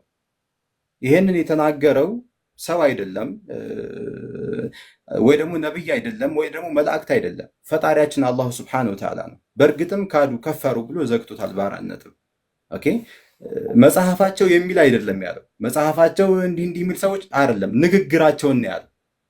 አሁን ዮሐድም ኤፍሬምም ያስቀመጡት ሀሳብ አለ። ምንድነው? ስለ ክርስቶስ አምላክነት ዮሐድ ለመግለጽ ሞክረዋል። ኤፍሬምም እንደዚሁ ስለ ስላሴ ለመግለጽ ሞክረዋል። ባይዘው ኤፍሬም ከዚህ በፊትም ሄጄዋለሁ፣ በዋይት ቦርድ ምናምን ነገር ለማስረዳት ይሞክራል። ምንድነው ማስቀመጥ የምፈልገው? ኤፍሬም ስለ ስላሴ ማስረጃ ቢያገኙ ኑሮ እንደዚህ እንደው ይሄን ያህል ዳገት መሄድም ይሄን ያህል መንገድም መሄድም አይጠበቅበትም። አንድ ማስረጃ ይበቃል። መጽሐፍ ቅዱስ ላይ አንድ ነብይ ወይ ደግሞ ራሱ እግዚአብሔር ወይ ደግሞ ኢየሱስ ክርስቶስ የስላሴን ሐሳብ በአካል ሶስት አንድ አምላክ የሚለውን ሐሳብ ቢያስተምሩ ኑሮ አንድ ማስረጃ ይበቃል። ይህን ሁሉ ዘጠኝ ደቂቃ ያክል ፈጣሪ ስንት ነው የሚለውን ሐሳብ ለማስረዳት ማለት ነው። ኢማጅን እንግዲህ 9 ደቂቃ ያክል ሙሉ ፈጣሪ ስንት ነው የሚለውን ነገር ይህን ያህል እንትን ማለት አያስፈልግም። ማስረጃ ቢኖር ኑሮ ዮሐድም እንደዚሁ ስለ ክርስቶስ አምላክነት ሲናገር ክርስቶስ አምላክ ነኝ አምልኩ ቢል ኑሮ አንድ ጥቅስ ይበቃል። እናም ወደ ሌላ ሐሳብ ይሄድ ነበር፣ በሌላ ፖይንት ላይ ያወራ ነበር። አሁን ፈጣሪያችን አላህ ቁርአን ላይ ሲናገር በሱረቱል ኢኽላስ ምዕራፍ 112 ላይ ቁል ሁወላሁ አሐድ ብሎ ይናገራል። እሱ አላህ አንድ ነው፣ አለቀ። እዚህ ገብቶ ህይወት አንድ ነው፣ በቃ የሚዋጥልን ይሄ ነው። መለኮት አንድ ነው። ስላሴ ላይ ከመጣን አማልክት ወደሚለው ነው የምንሄደው። አብ አለ፣ ወልድ አለ፣ መንፈስ ቅዱስ አለ። አብ ራሱን የቻለ አምላክ ነው። ወልድ ራሱን የቻለ አምላክ ነው። መንፈስ ቅዱስ ራሱን የቻለ አምላክ ነው። ቅድም ኤፍሬም ምን አለ? አማልክት ማለት አይቻልም፣ አንድ አምላክ ነው። እንዴት ሊሆን ይችላል? አሁን ኤፍሬም እያለ ያለው ምንድነው? 3 ብርቱካን ይዞ እኔ አንድ ብርቱካን ያስኩት እያለ ነው ባጭሩ ማለት ነው። እንደዚህ 3 ብርቱካን ለህዝቡ እያሳየ እናንተ ሙስሊሞች 3 ብርቱካን አትበሉ፣ እኔ ያስኩት አንድ ብርቱካን፣ ይሄ ነው በቃ ባጭሩ። ስለ ይሄ ነው። ሌላው ደግሞ ምንድነው? አሁን ቅድም እንዳልኩት አንድም መጽሐፍ ቅዱስ ላይ አንድም ነብይ እግዚአብሔር መሆን አላስተማረም። ስለ ስላሴ በአካል 3 አንድ አምላክ ራሱ ኢየሱስ ክርስቶስ ለራሱ ይህን ትምህርት አልሰጠም። እንደውም እንኳን መለኮት ነኝ ሊል ይቅርና ከስላሴዎቹ አንድ ነኝ ብሎ እንኳን ሊያስተምር ይቅርና ቸር መምህር ወይ እንኳን ሲሉ ስለምን ቸር ትለኛለህ? ከአንዱ አምላክ በስተቀር ቸር የለም ይላል። አምላክ የተባለው የስላሴ አካል የተባለው ኢየሱስ ክርስቶስ አይደለም አምላክ ሊባል ይቅርና ቸር መምህር ወይ እንኳን እያሉ ሲጠሩት ስለምን ቸር ትለኛለህ? ከአንዱ አምላክ በቀር ቸር የለም እያለ ይመልሳል። አምላክ የተባለው ኢየሱስ እንኳን ማለት ነው። ስለዚህ ቁርአንም ይህንን ያስቀመጠው ለቀድ ከፈረ አለዚነ ቃሉ ኢነላሃ ሳሊሱ ሰላሳ ኢነላሃ ሁወል መሲሑ ብኑ መርየም። ሁለቱም በተከታታይ ሱረቱል ማኢዳ ምዕራፍ 5 ላይ ማለት ነው። መጀመሪያ ላይ ምን አለ? ስላሴ ትሪኒቲ አንድም ሶስትም ነው መለኮት ያሉ ሰዎች በእርግጥም ካዱ አለ። ትክክል። ማስረጃ የለውም። እንደው መጽሐፋቸው መለኮታዊ ቃል እንኳን ይሁን እንኳን ቢባል መጽሐፍ ቅዱስ ያልተበረዘ ትክክለኛ ቅዱስ መጽሐፍ ነው ብንል እንኳን ስላሴን ፕሩቭ የሚያደርግ አይደለም መጽሐፉ ብንል እንኳን ማለት ነው። ግን ወደ መጽሐፉም ከመጣን ጸሐፊው ማን ነው ብንል አይታወቅም። ኦኬ፣ ብዙ መሰረታዊ ችግሮች እናገኛለን። ስለዚህ ይሄ ነው። በመቀጠልም ሁወል መሲሕ ብኑ መርየም የመርየም ልጅ ዒሳ ወይ ደግሞ ኢየሱስ አምላክ ነው ፈጣሪ ነው ያሉ ሰዎች በእርግጥም ካዱ እያለ የክርስትናን ሐሳብ ቁርአን ትክክል እንዳልሆነ ይገልጻል ማለት ነው። ቅድም እንደነገርኩ ቁርአን መለኮታዊ ቃል ነው። ስለ ሁሉም ነገር ይናገራል የፈጣሪ ቃል ስለሆነ ማለት ነው። ኦኬ፣ አሁን ላይ በመካከላችን ላይ ስለምንከራከረው ነገር ሁሉ ፈጣሪያችን አላህ ይሄ እንዲህ ነው ብሎ ያስቀምጥልናል ማለት ነው፣ ግልጽ የሆነውን መንገድ። ስለዚህ ይሄ ነው ስለ እስልምና ካነሳን ቅድም የጀመርኩት ፖይንት ላይ ማለት ነው። በአጠቃላይ ነብያቶች ሙስሊሞች ናቸው። ዛሬ ላይ እኛ ሙስሊሞች እየኖርን ያለንን እስልምናን ከዚህ በፊት የነበሩ ነብያቶች ሲኖሩት የነበረውን እስልምና ነው። ሌላ አዲስ አይደለም። ነቢዩ መሐመድ መጤ አይደለም ይዞ የመጡት። አላሁ ስብሐነሁ ወተዓላ በሱረቱ ነሕል ላይ እንዲህ በማለት ይናገራል። ሱረቱ ነሕልን ስንመለከት ምዕራፍ 16 ማለት ነው። ኢነ ኢብራሂም አለ። እንግዲህ አብርሃም ሲባል ክርስቲያኖችም አይሁዶችም ያውቁታል፣ የነቢያቶች አባት ነው። ኦኬ፣ ኢብራሂም እኮ አለ ፈጣሪያችን አላህ ካነ ነበረ ኡመተን ቃኒተን ሊላህ ለፈጣሪው ለአላህ እጅ የሰጠ ቀጥ ያለ ሙስሊም ነበር። ሐኒፈን ወለም የኩ ሚነል ሙሽሪኪን ከአጋሪዎችም አልነበረም፣ ለአንዱ ፈጣሪ ታዛዥ ነበር አለ። ሻኪረን ሊአንዑሚህ ፈጣሪውም ለዋለለት ጸጋ አመስጋኝ ነው። ኢጅተባሁ ወህዳሁ ኢላ ሲራጢን ሙስተቂም ፈጣሪውም አላህ ወደ ቀጥተኛው መንገድ መረዋልና ወአተይናሁ ፊዱንያ ሐሰና ወኢነሁ ፊል አኺረቲ ለሚነ ሷሊሒን አለና ሱመ አውሐይና ያ ሙሐመድ ወዳንተ ቁርአንን መንገድ ታስቀጥል ዘንድ። አየህ አይደለ? ቁርአን የወረደበት ምንድነው? አዲስ መጤ የሆነ ሃይማኖት ልትመሰረት ምናምን ነገር አይደለም። የአብርሃምን መንገድ ታስቀጥል ዘንድ ወዳንተ ቁርአንን አወረድን። የአብርሃም መንገድ ምንድን ነበር? መለኮት በአካል ሶስት አንድ አምላክ የሚል ነው አይደለም። ስላሴ የሚባል አስተምሮ አያውቅም። መጽሐፍ ቅዱስ ላይ እስኪ ካለ አምጡልኝ። የትኛውም ነብይ ስለ ስላሴ አልሰበከም። የትኛውም ነብይ ኢየሱስ ክርስቶስ ስለ ስላሴ አላስተማረም። ስለዚህ ኢብራሂም የስላሴ እምነት ተከታይ ሳይሆን ስላሴን የሚቀበል አይደለም። ስላሴ የሚቀበል ከሆነ ክርስቲያን ነው ማለት ነው። ግን በጭራሽ የስላሴ ሐሳብ ለራ አላስተማረም መጽሐፍ ቅዱስ ላይ እንኳን ብንመለከት። ስለዚህ አንዱን አምላክ የማምለክ ስራ ነበር ኢብራሂም የሚሰራው፣ የሚሰብከውም ወደዛ ነው። ያንን መንገድ ታስቀጥል ዘንድ እያለ ኢስላም ደግሞ ስንል ምንድነው? አልኢስቲስላሙ ሊላሂ ተዓላ ቢተውሂድ። አየህ፣ የኢብራሂም መንገድ ኢስላም ነው። ኢስላም ማለት ሁለት እጅን ለአንድ ፈጣሪ መስጠት። በቃ የቃሉ ትርጉም ይሄ ነው። ኢስላም አስለመ ማለት እጅ ሰጠ ማለት ነው። ኦኬ፣ ስለዚህ እጅ መስጠት ለአንድ ፈጣሪ እጅ መስጠት ማለት የኢብራሂም መንገድ ነው። አሁን እንደነገረን አምላኩን አላህን እሺ የሚል የሚታዘዝ ነበር እያለ አሁን ያነበብነው አንቀጽ ላይ ይናገራል። ስለዚህ ይህንን መንገድ ያስቀጥል ዘንድ ቁርአን እናወረድን እያለ ይናገራል። ስለዚህ አሁን ደቂቃ ያለቀ ነው መሰለኝ። ስለ እስልምና ከተባለ ያው ቅድምም ስለ አርካኑል ኢስላም ዘርዝረናል፣ ስለ መሰረታዊ ትምህርቶች ማለት ነው። አንድ ደቂቃ ነው ያለኝ። እንደ ጥያቄ ማቀርበው ምንድነው በስተመጨረሻ ኤፍሬም ባለ ጊዜ ስለ ስላሴ መጽሐፍ ቅዱስ ላይ ከፍተህ መጀመሪያ ከእግዚአብሔር እንጀምር። እግዚአብሔር ከብሉይ ኪዳን ጀምሮ ስለ ስላሴ በአካል ሶስት አንድ አምላክ የሚለውን አስተምሮ ቅድም ያስተማርከውን ማለት ነው። አእምሮም ባይቀበለው ማለት ነው። ለምን ሶስት ብርቱካን አንድ ብርቱካን ነው የሚለውን አእምሮ አይቀበለው። ስለዚህ እንደው እንዲህም እንዳለ ሆኖ ማለት ነው በአካል ሶስት አንድ አምላክ የሚለውን አስተምሮ እግዚአብሔር ካስተማረ አምጣልኝ። እግዚአብሔር ካላስተማረ ወደ ነብያቶች እንምጣ። እነ ሙሴ እነ ዳዊት ኦኬ ካስተማሩ አምጣልኝ።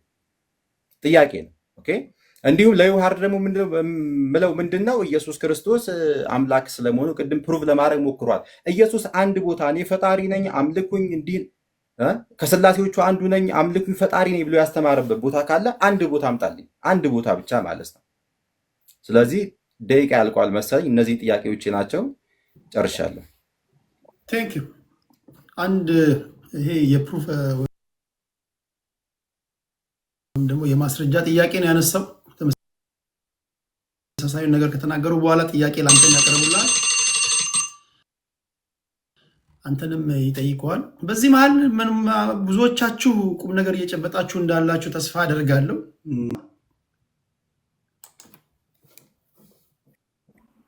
ቴዳይ አለው። እሺ እንግዲህ እኔም ጀምራለሁ። ኦሳማ አይ ቲንክ እየተከታተለ አይመስለኝም ነበረ፣ እየተከታተለ አይደለም። ምክንያቱም ቅድም የተናገርኩትን ነገሮች በሙሉ ረስቷቸዋል።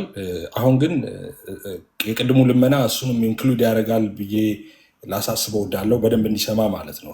አንድ ቅድም ሲጀምር ምን አለ? ገና ሲጀምር ምን አለ? አንድም ሶስትም አለ። እሱን እኮ ቅድም ተናገርኩ እኮ። አንድም ሶስት አንድ ነገር በአንድ ጊዜ ሶስትም አንድም ሊሆን አይችልም። አንድ የሚለው በመለኮት ነው፣ ሶስት ደግሞ በአካል ነው። ስለዚህ አንድም ሶስትም ሚል አንተ ሌላ ትምህርት ልታመጣ ከሆነ ኦኬ፣ ግን አንድ በመለኮት ነው፣ ሶስት በአካል ነው።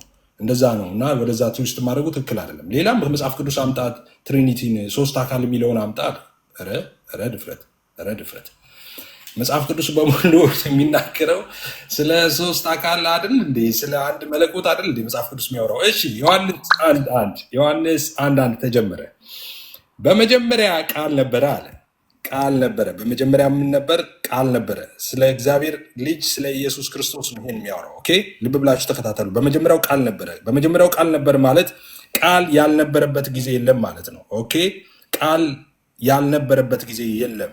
ኦኬ፣ ጅማሬ የለውም ማለት ነው። በመጀመሪያው ይልና ቃል ነበረ ይላል። ከፍጥረት ሁሉ በፊት ነበረ። ከዛስ ቃልም በእግዚአብሔር ዘንድ ነበር ይላል። ያ ማለት ከአብና ከመንፈስ ቅዱስ ጋር ትክክል ሆኖ ነበረ ነው። ከዛስ ቃልም እግዚአብሔር ነበረ ይላል። ሄሎ፣ ቃልም እግዚአብሔር ነበረ። መቼስ ይሄኛውን ሌላ ስም እንደማትሰጠው ተስፋ አደርጋለሁ። ዮሐንስ ራእይ ላይ ስሙ ቃል ተብሏል፣ በደም የተረጨ ልብስ ብሎ ራሱን ያስቀምጠዋል።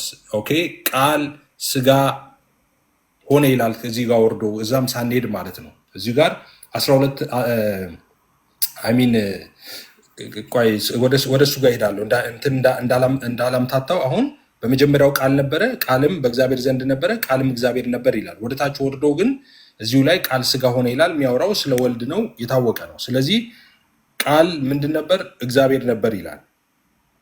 ኦኬ፣ እግዚአብሔር ነበር እንዳትረሳ፣ ቃልን ነው።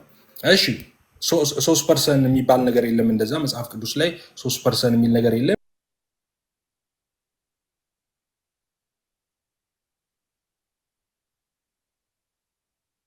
ይምጣ እንደዛ የሚባል ነገር። ኦኬ፣ እንደዚህ ይላል ማቴዎስ ላይ ነው ያለሁት። ማቴዎስ 3 ላይ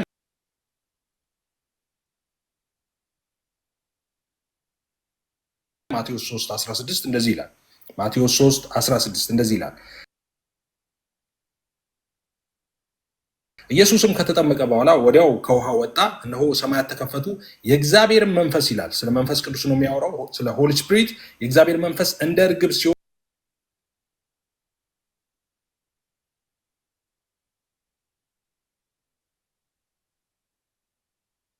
አባቱ የምወደው ልጄ ይላል። መንፈስ ቅዱስ ደግሞ በርግብ አምሳል ከሰማይ ወርዷል። 3% ማለት ይሄ ነው። እሺ 3% ማለት 3 ብርቱካንና ሙዝ አይደለም።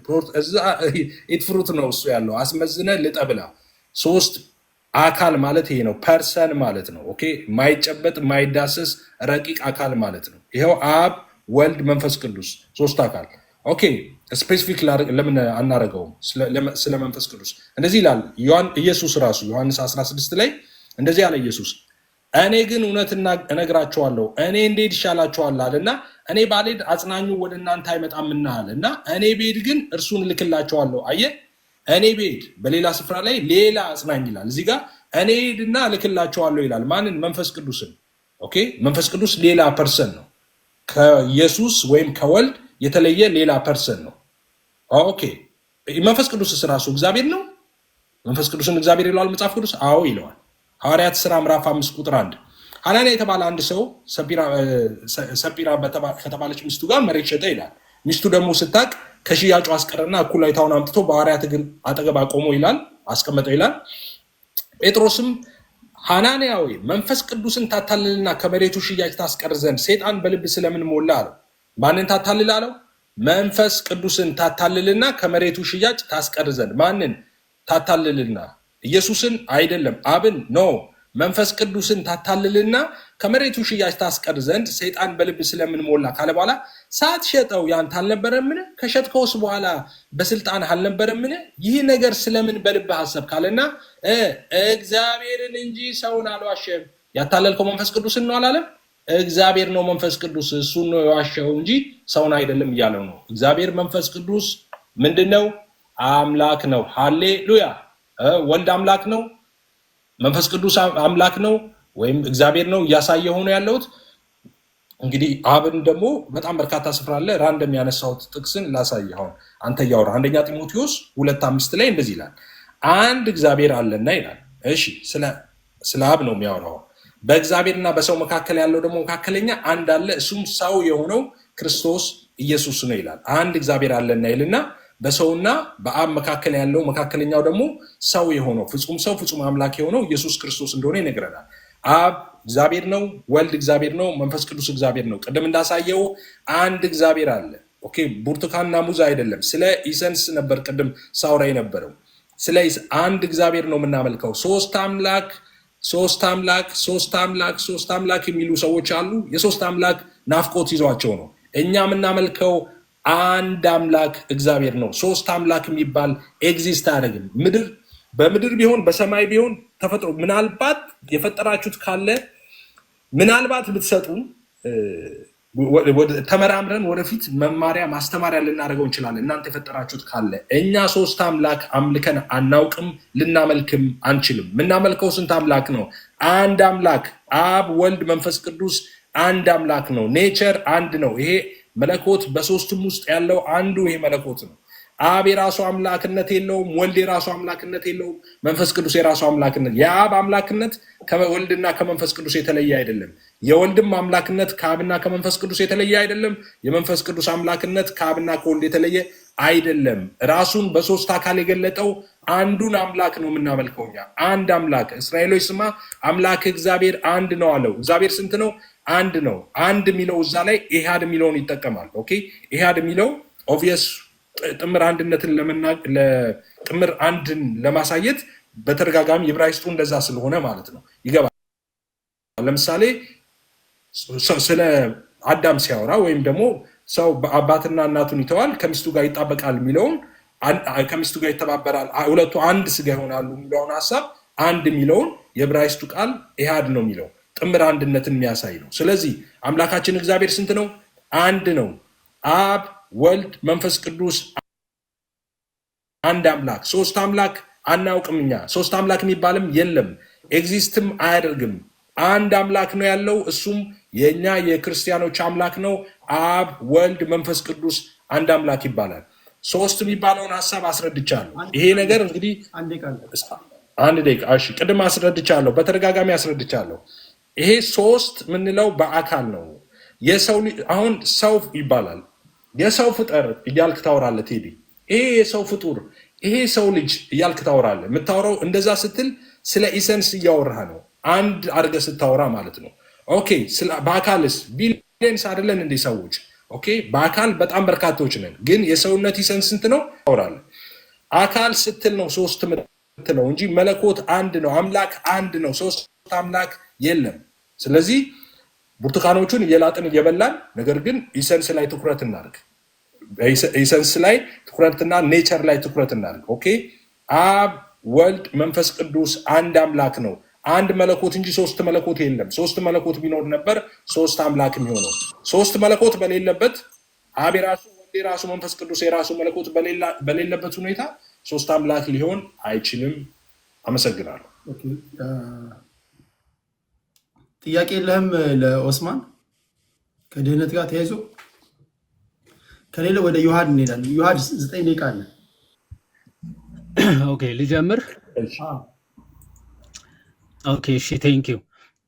ኦኬ ወንድማችን ኦሳማ የቁርአኑን ስህተት ድጋሚ መሳሳቱ በጣም አስገርሞኛል። እውነት ለመናገር ሱራ 471 ላይ ያለውን ሀሳብ አንስቶ አላህ የተሳሳተውን የስላሴ ጽንሰ ሀሳብ ደግሞ እዚህ ጋር ሲያነሳ በጣም አፍሬያለሁ። እውነት ለመናገር ብዙዎቹ ይሄንን ቢያንስ ፊክስ ለማድረግ ስለሚሞክሩ ማለት ነው። ይሄ ስል በማስረጃ ነው። በነገራችን ላይ አሁን አላህ ሱረቱል ኒሳ ምዕራፍ 471 ላይ የሶስት ሶስተኛ ነው ይላሉ አለና የሶስት ሶስተኛ የተባሉት ወይም ደግሞ እንደዛ የሚል አስተምረው የለም። ይሄ ራሱ የቻለ ስህተት ሆኖ ሳለ የሶስት ሶስተኛ የሚሉት ግን እነማንን ነው የሚለውን ሀሳብ ሙፈሲሮቻቸው ሲያብራሩ አሁን ተፍሲር ኢብን አባስ ላይ የሶስት ሶስተኛ የተባሉት ይላል there are three gods አሉና God son father and wife ይላል።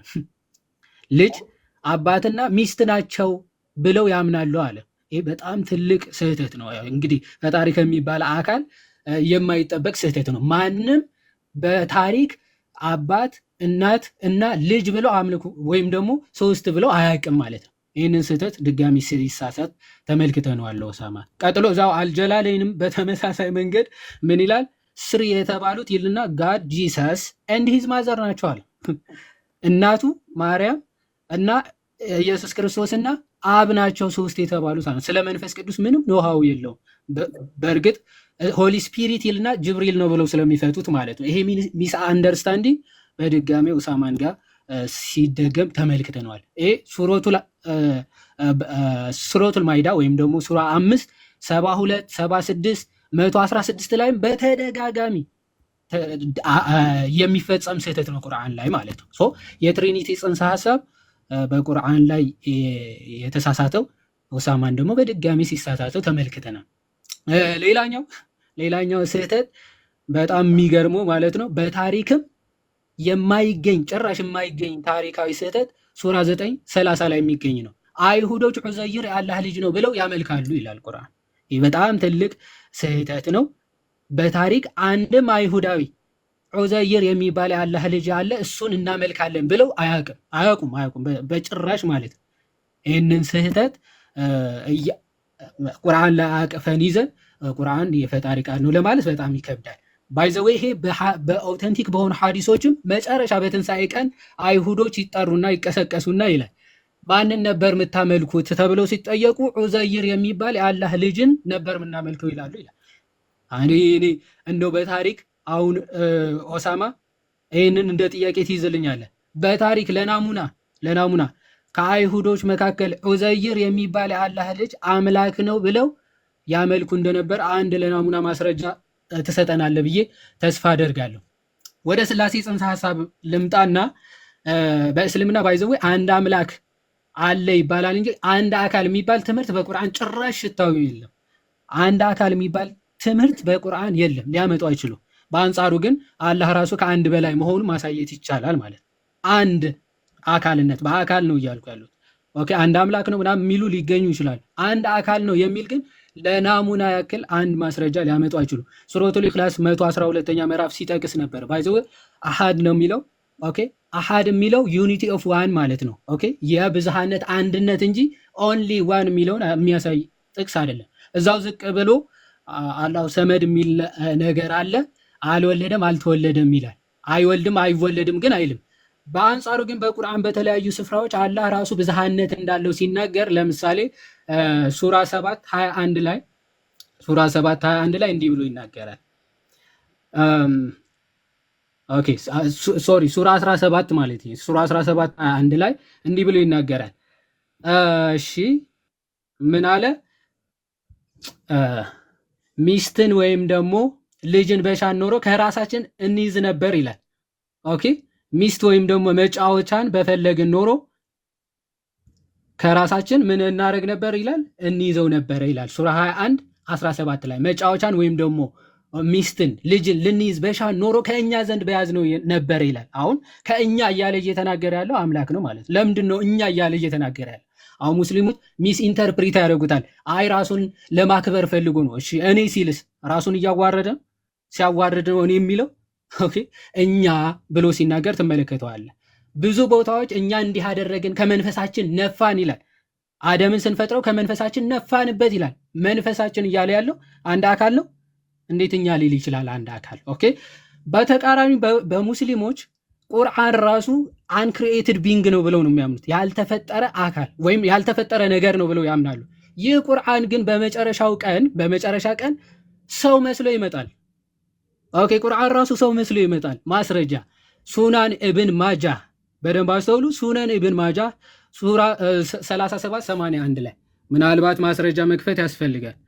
ኦፍኮርስ አዎ ያስፈልጋል። ምናልባት ደቂቃዬ ለመጠቀም ያክል ማስረጃ መክፈት ያስፈልገኛል። ሱናን ኢብን ማጃ 3781 ላይ ምን ይላል? the Quran will come on the day of resurrection በቂያማ ቀን በትንሣኤ ቀን ይመጣል። ቁርአን ፍጡር ነው? ፍጡር አይደለም። በሙስሊሞች አስተምሮ ፍጡር ከሆነ ኦሳማ ይነግረናል ማለት። ይህ ፍጡር ያልሆነው ቁርአን በቂያማ ቀን በትንሣኤ ቀን ምን ሆኖ ይመጣል ይላል? ላይክ ኤ ፔል ማን ይላል። ኦኬ ልክ እንደ ድሃ እንደ ተቸገረ ሰው መስሎ ይመጣል ይላል ቁርአን። ስለዚህ የሚመጣው ቁርአን ያ ያልተፈጠረው ቁርአን ፍጡር ነው? ፍጡር ካልሆነ ፍጡር ያልሆነ ሁለተኛ አካል በትንሣኤ ቀን ይመጣልሃል። ምን ይላል? I am the one that kept you awake at night and made you rested during the day ይላል። በቀን እንድትጠሙ በሌሊት እንድትነቁ የማደርጋችሁ የነበርኩት እኔ ነኝ ይላቸዋል ሙስሊሞችን ማለት። እንዲህ ፐርሰን ያለው ሁለተኛ አካል በቁርአን ላይ እናገኛለን። ሶስተኛ አካል ሩሐል ቅዱስ የሚባል አለ በቁርአን ላይ። ሩሐል ቅዱስ ወደ መርየም የመጣ አካል ነው እና ጌታ ተብለው ተጠርቷል። ይህ ሩሐል ቅዱስ ፍጡር ለመሆኑ አንድ ከቁርአን ለናሙና አንድ ማስረጃ ሊሰጠን አይችልም። ኦኬ በብራኬት የጨማመራችሁት አይደለም። በብራኬት የጨመራችሁትን ትታችሁ በቁርአን ላይ ሩሐል ቅዱስ የተባለው ጅብሪል ነው የሚል ለናሙና አንድ ማስረጃ ሊያመጡ አይችሉም። ስለዚህ በእስልምና ራሱ 1% የሚለው ትምህርት በጭራሽ በኋላ ላይ ፋብሪኬት የተደረገ ትምህርት ነው። ተውሂድ የሚለውን ትምህርት በኋላ ላይ የመጣ የሰው ፍልስፍና ነው። ተውሂድ የሚለው አስተምሮ ማለት ባይዘው ተውሂድ ማለት ራሱ በቁርአን ላይ ቃሉ የለም። በኋላ ላይ ግን ሙስሊሞች ፋብሪኬት ያደረጉት ቃል ነው። ግን ፋብሪኬት ቢያደርጉትም ተውሂድ ማለት ዩኒፊኬሽን ማለት ነው። ኦንሊ ዋን ማለት አይደል፣ ውህደት ማለት ነው። ኦኬ አላህ ውህድ ነው። የማንና የማን ውህድ የሚለው ማስረጃ በኋላ ላይ ይሰጡናል ብዬ አስባለሁ። አሁን ዲቴይል ሌሎች አስተምሮቶች በነገረ ድህነት ባይዘው ምንም ሊነካ አልቻለም ወንድማችን። ለምንድነው ሊነካ ያልቻለው? በእስልምና ነገረ ድህነት የሚባል ትምህርት የለም። ወይ ተወስኖብህ ትድናለህ ወይ ደግሞ ተወስኖብህ ይፈረድብሃል ማለት ነው። የሙስሊሞች ወደዚህ ዓለም መምጣት ራሱ የአላህ ቅድመ ውሳኔ ነው እንጂ በአዳም ፐርሰናል ጥፋት የመጣ አይደለም። ማስረጃ ሰሒህ አልቡኻሪ 3409 ላይ ኦኬ ምን ይላል? አደምና ሙሳ እርስ በርሳቸው አርጊው ያደረጉ ይላል። እርስ በርሳቸው ተከራከሩ። ምን ብለው? በአንተ ምክንያት ነው በአዳም ጥፋት ምክንያት ነው ከገነት የተባረር ነው ብሎ ሙሴ አደምን ይወቅሰዋል። ኦኬ ሲወቅሰው ግን አዳም ምን ብሎ መለሰ? አዎ ትክክል በእኔ ጥፋት ነው የወጣ ነው አለ አላለ? አላህ ከመፈጠሪ ከ40 ዓመት በፊት የወሰነብኝ ውሳኔ ነው አለ። ይኸው የሚታያችሁ ከሆነ ምን አለ? yet you blame me for a thing which had already been written in my fate before my creation ከመፈጠሪ ከ40 ዓመት በፊት በአላህ የተወሰነብኝ ውሳኔ ነው። ስለምን ትወቅሰኛለህ እኔን አለ።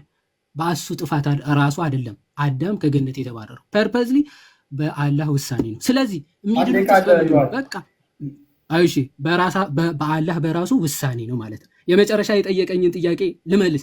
በጣም ብዙ ማስረጃዎችን ልሰጥ እችላለሁ። ባይዘው የክርስቶስ አምላክነት በመጽሐፍ ቅዱስ በመድኃኔዓለም ሼም ይዞኝ ነው ራሱ ዝም ያልኩት ማለት ነው። ራእይ ምዕራፍ 1 ከቁጥር 8 ላይ ያው ክርስቶስ ራሱ ያለና የነበረ የሚመጣ ሁሉን የሚገዛ ጌታ አምላክ አልፋና ኦሜጋ እኔ ነኝ አለ። ይህ ብቻ ነው? አንደኛ ዮሐንስ ምዕራፍ 5 ከቁጥር 20 ምን ተብሎ ተገለጸ? ስለ ጌታችን የእግዚአብሔር ልጅ የሆነው እንደመጣ እውነተኛውም የሆነው እናውቅ ዘንድ ልቦናን እንደሰጠን እናውቃለን አለ። እውነተኛውም በሆነ በእርሱ አለን ካለ በኋላ እርሱም ልጁ ኢየሱስ ክርስቶስ ነው። እርሱም እውነተኛ አምላክና የዘላለም ሕይወት ነው። አሜን። ቴንኪው። እሺ አሁን እንደዚህ ነው የሚሆነው። የመጨረሻ ዙር ነው የሚሆነው። ለሌላ ፕሮግራም ስለገባው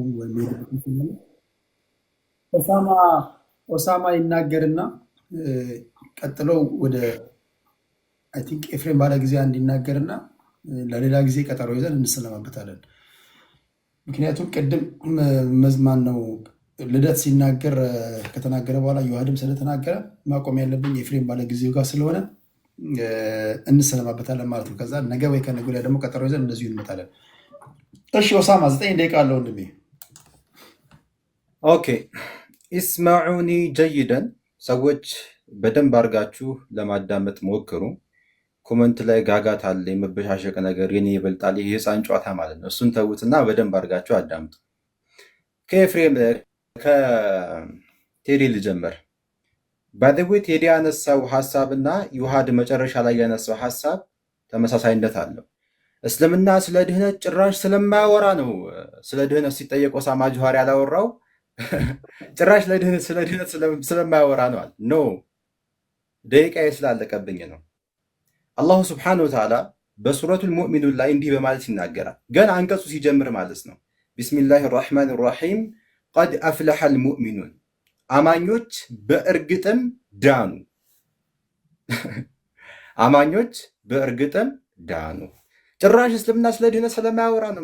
ሌላ ታሪክ ማለት ነው። እዚሁ እነማን ናቸው አማኞች ሲባል ቴዲ የጠየቀው ጥያቄ ነው። አያይዣ አንድ ላይ ላስቀምጠው ብዬ ነው። እነማን ናቸው እነዚህ የዳኑት? ይድናሉ አይደለም? ይድናሉ አይደለም? ዳኑ ማለትም ጀነትን አገኙ ማለት ነው።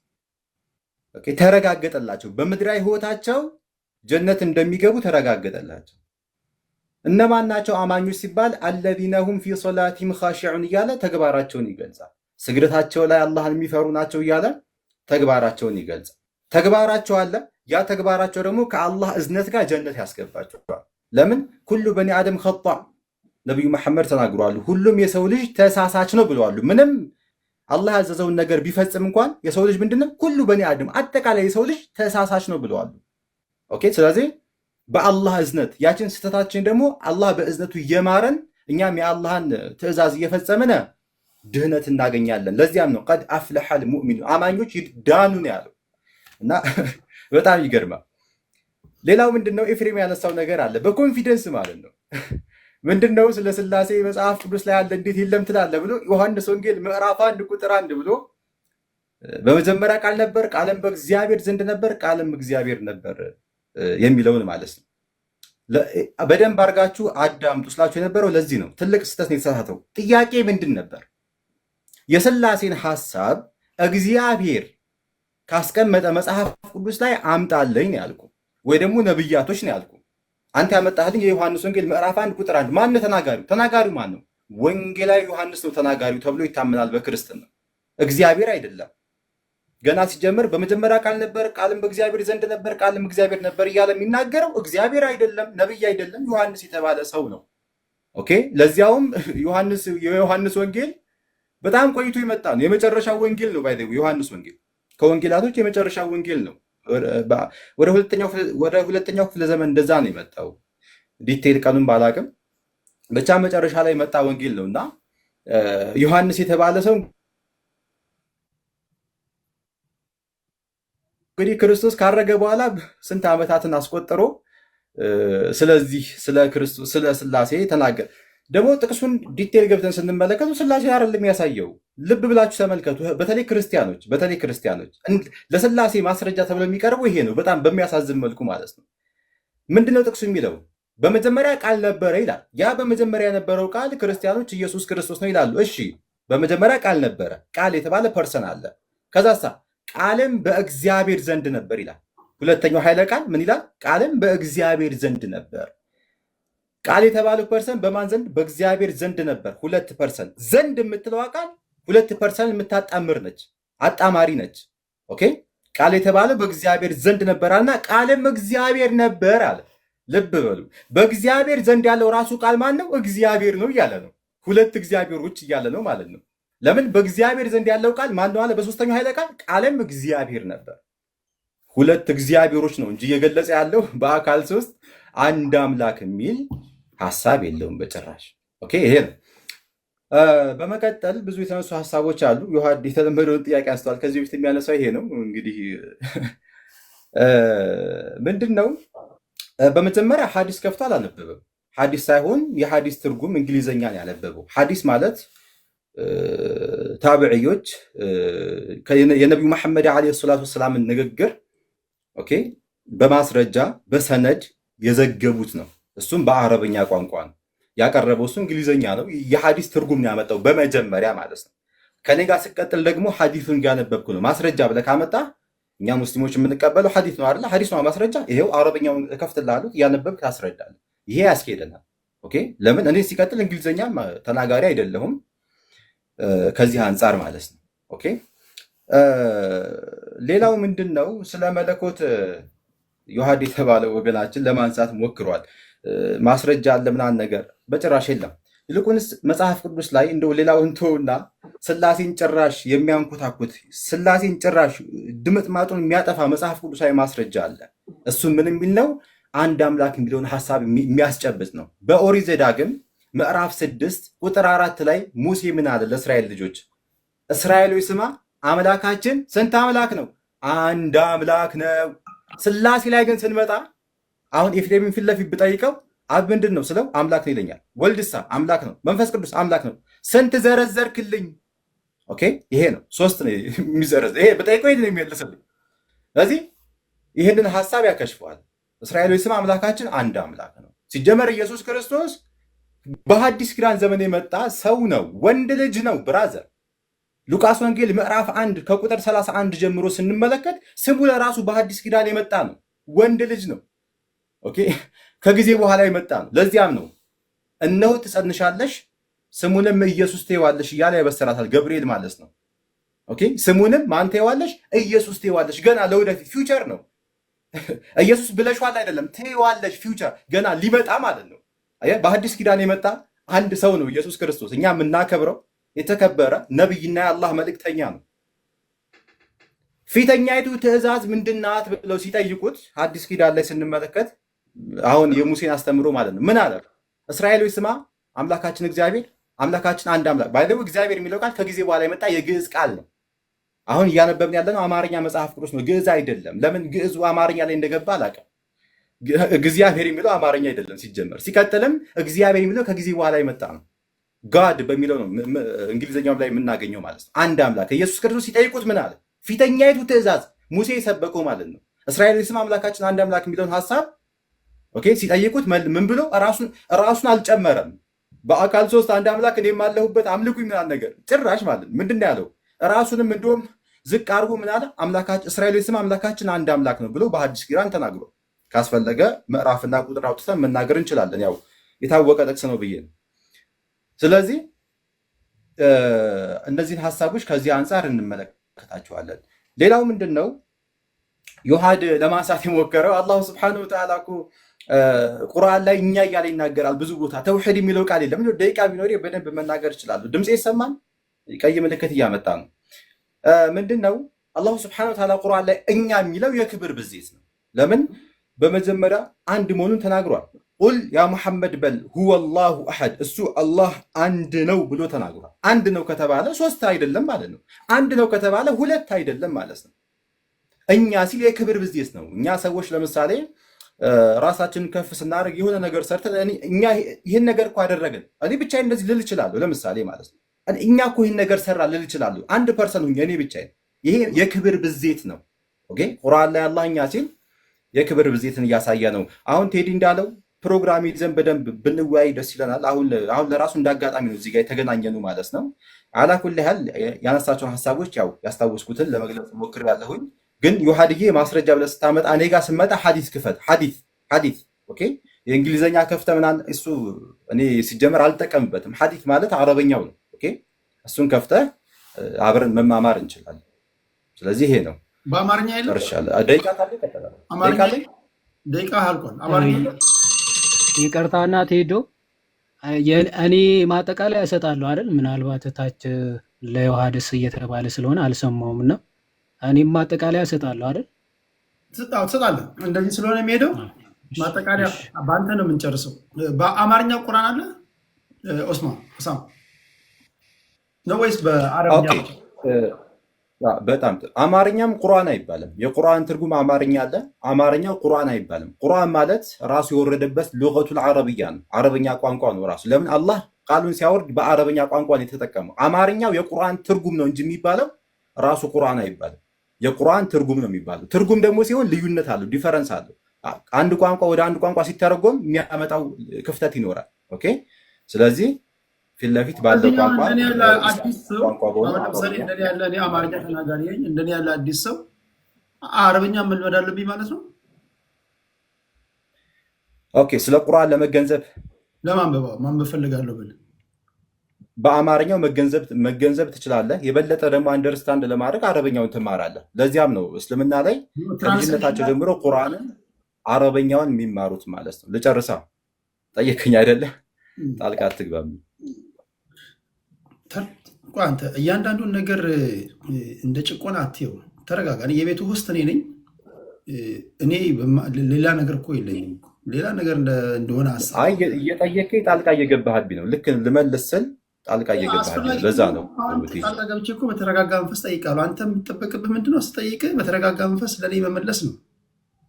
ቁጣ አይበል እንጂ ከቅድም ጀምሮ ልክ ሌላ ነገር እንዳለ ነው እያሰብክ ያለው እና ጀስት ጥያቄን ያቀረብኩልህ ለሌሎቹ እንደማቀርበው ማለት ነው። በአማርኛ ባነብ ትራንስሌሽን ላይ የሚኒንግ ዲፈረንስ አለው ስላልከኝ አማርኛው ሙሉ አውድ ይሰጠኛል፣ ሙሉ ትርጉም ይሰጠኛል ለአንብብል ወይስ የግድ በአረብኛው ነው? አረብኛ ለምጄ ነው ማንበብ ያለብን? አይሰጠህም። ሙሉ የቁርአኑን ትርጉም አይሰጠህም። ለምን በለኝ።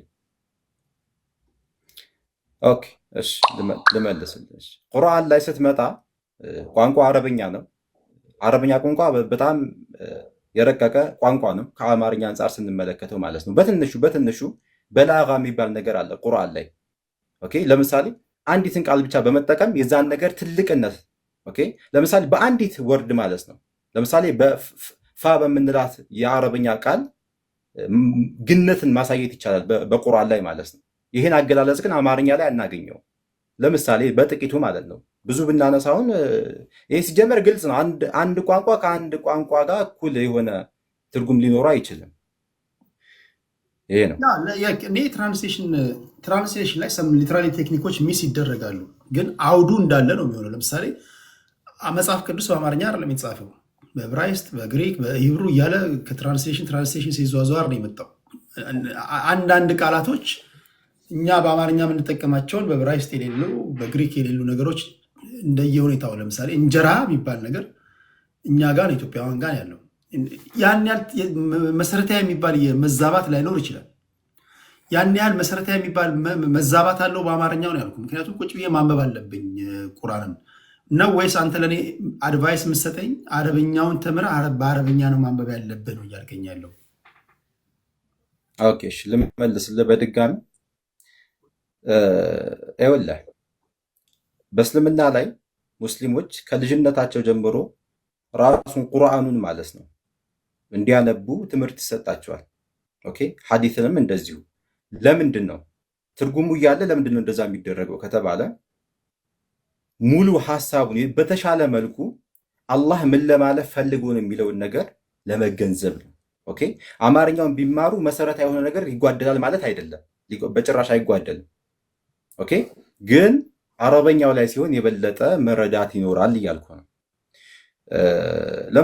ለምሳሌ አሁን ቅድም ያልኩን አሁን ቁርአን ላይ ስመጣ ሐምድ አልሐምድ የምትለው ቃል በጣም ማመስገንን የሚያሳይ ነው። አልሐምድ በቃ ምስጋናዎች በአጠቃላይ ሊላህ ለአላህ የሚል ነው። አሁን ወደ አማርኛው ግን ስመጣ ምስጋና የምትለው ቃል ብቻዋን በዚች ምድር ያለውን ምስጋና ሁሉ ያጠቃልላል ማለት አንችልም። ምስጋና የምትለዋን ቃል ብቻ ተጠቅሜ ሁሉንም ምስጋና ማለት አልችልም። ሌላ ቋንቋ መጨመር አለብኝ። ለምሳሌ በአጠቃላይ ምስጋና ሁሉ ለአላህ ይገባው፣ አየው ጨመርኩ ሌላ ቃል ማለት ነው። በአጠቃላይ የሚል ቃል እጨምራለሁ። አረብኛው ላይ ግን ስመጣ ሐምድ የምትለዋ ቃል ብቻ ይህንን ታጠቃልላለች ማለት ነው። ስለዚህ ከዚህ አንጻርም ስንመለከተው ቁርአን ላይ ያለውን አማርኛው ሙሉ ለሙሉ ሊገልጸው አይችልም። 4 ነጥብ። ስለዚህ የሚመከረው በአረብኛ ያለውን ማንበብ ነው። እሺ ኤፊ ወደ አንተ ልምጣ። 9 ደቂቃ አለ ወንድሜ።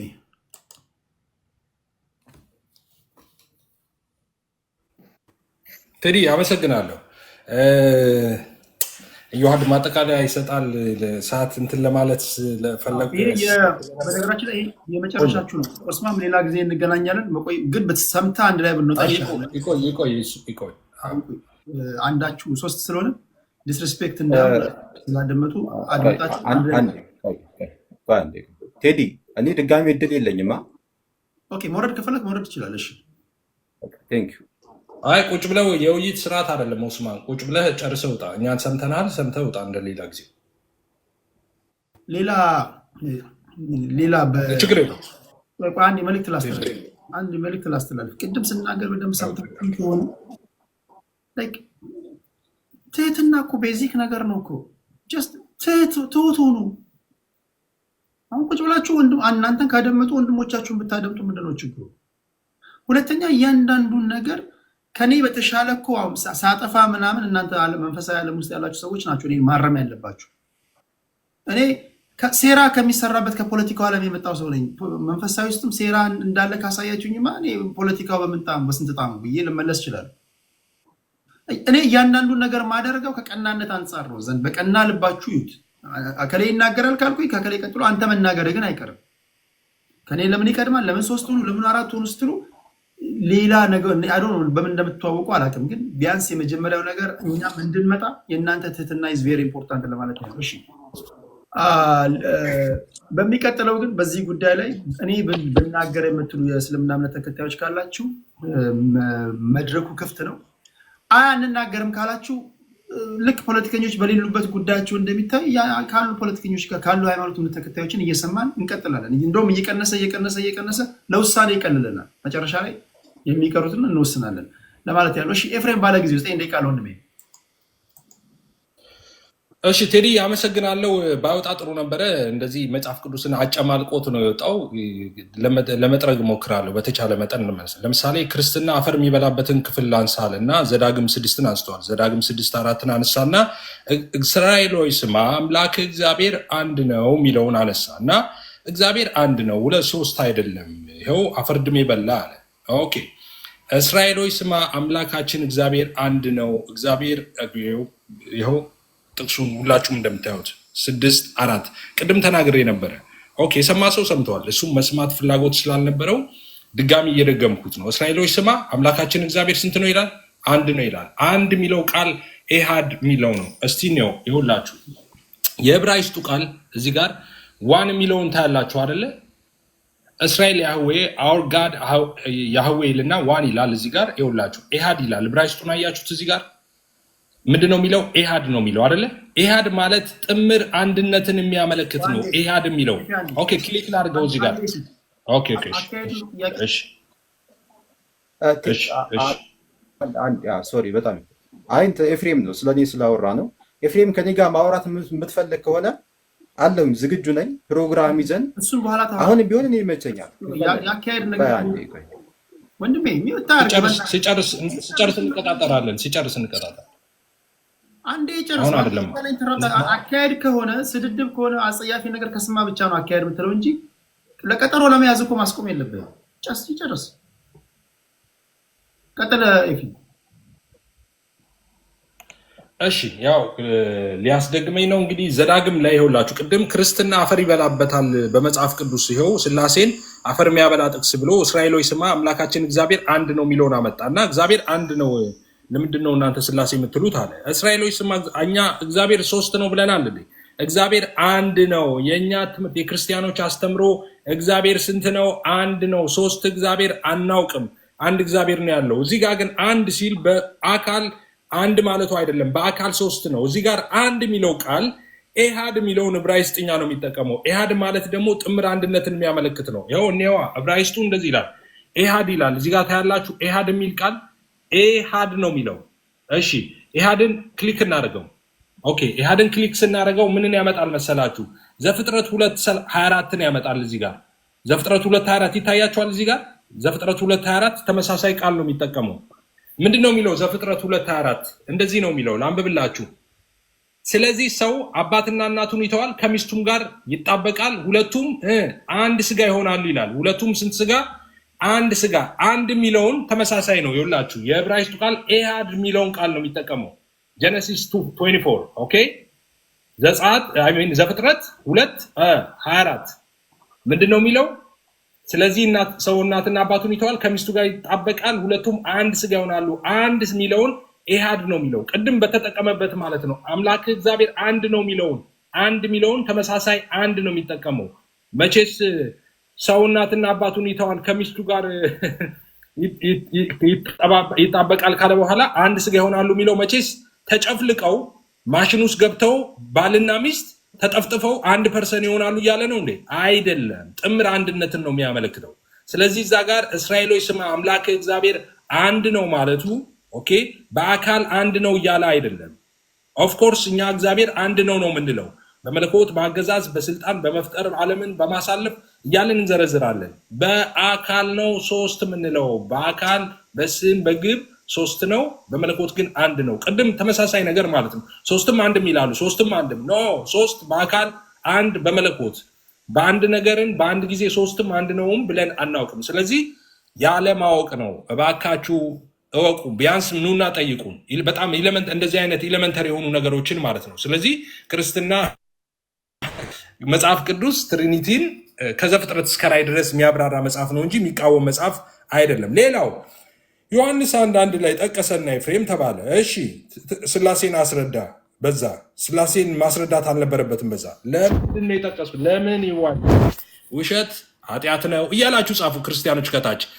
እዚህ ጋር ያመጣውልህ ኢየሱስ ክርስቶስ እግዚአብሔር እንደሆነ አምላክ እንደሆነ ላሳየ ሶስቱን አካላት ያሳየውበትን ለምን እነሱን ጠቅሰ ዲና ያላረክም? ሶስቱን አካላት ሳስረዳ እኔ ያሳየው ማቴዎስ 3:16 ነው እንጂ ዮሐንስ 1:1 አይደለም። ማቴዎስ 3:16 ምንድን ነው የሚለው? ኢየሱስ ተጠመቀ። ተጠምቆ ከውሃ ሲወጣ መንፈስ ቅዱስ በርግብ አምሳል ወረደ። ከየት? ከሰማይ። ከዛስ አብ ደግሞ ከሰማይ ሆኖ ልጅ ያለው 3% አይደለ? እዚህ ጋር የምታየው ኢየሱስ አለ እየተጠመቀ እየወጣ ነው። መንፈስ ቅዱስ በርግብ አምሳል ወረደ። አብ ደግሞ የምወደው ልጄ ብሎ ምስክርነት ሰጠ። ዮሐንስ ትላለ እንዴ? አብ ነው ምስክርነት የሰጠው። ልጄ ያለው ዮሐንስ ነው እንዴ? ለኢየሱስ ልጄ ያለው አብ ነው ልጄ ያለው። ስለዚህ 3% ማለት 3 ረቂቅ መንፈሳዊ አካል ማለታችን ነው ብዬ ቅድም ነግሬሃለሁ። የሚጨበጥ የሚዳሰስ ማለት እኔ ማለት የሚችል እኔነት ያለው ነው ብያለሁ። ጥቅሶችን እንኳ ሰይቻለሁ። ኢየሱስ ለምሳሌ እኔ ሄዳለሁ አጽናኙን እልክላቸዋለሁ አለ ዮሐንስ 16። ይህን አላሳየውም ቅድም? ሌላ አጽናኝ እልክላቸዋለሁ እያለ መንፈስ ቅዱስ ከእሱ የተለየ ፐርሰን እንደሆነ እያመለከተ ነው።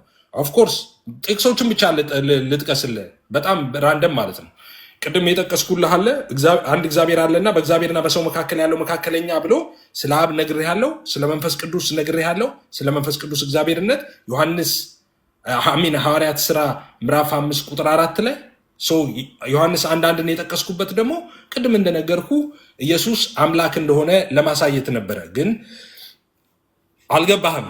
እሺ እንደዚህ ይላል። ሌላው ሐዋርያ ቅዱስ ጳውሎስ እንደዚህ ይላል። ሐዋርያ አይደል ያልከው? ሐዋርያ ቅዱስ ጳውሎስ እንደዚህ ያለ የጌታ ኢየሱስ ክርስቶስ ጸጋ፣ የእግዚአብሔር ፍቅር፣ የመንፈስ ቅዱስ ኅብረት ከሁላችን ጋር ይሁን አሜን አሜን አለ። ስላሴ አነበብክ? የጌታ ኢየሱስ ክርስቶስ የእግዚአብሔር ደግሞ ፍቅር አብን ማለት ነው። እሺ የመንፈስ ቅዱስ ኅብረት ከሁላችን ጋር ይሁን አለ። ይህን እያለ ያለው ሐዋርያ ቅዱስ ጳውሎስ ነው። ስላሴን አነበብክ እዚህ? አዎ፣ አብ ወልድ መንፈስ ቅዱስ ሶስትነት አየህ እዚህ ጋር። ስላሴ ማለት ይሄ ነው። ስላሴ የሚል ፊደል አትፈልግ፣ እሱ ስነ መለኮት ቃል ነው ብለናል። ይኸው ሶስትነት ስላሴ ማለት አብ ወልድ መንፈስ ቅዱስ ነው። ስለዚህ በጣም በርካታ ስፍራዎች ላይ ያለ ማቴዎስ 28:19 ማየት እንችላለን። ሂዱ አሕዛብን ሂዱና በአብ በወልድ መንፈስ ቅዱስም እያጠመቃችሁ ያዘዝኳቸውን እንዲጠብቁ አስተምራችሁ ደቀ መዝሙር አድርጓቸው አለ። በማስም በአብ በወልድ በመንፈስ ቅዱስ ስም። ፐርሰን የሚለውን ነገር ማጥናት ይኖርብሃል ኡስማን።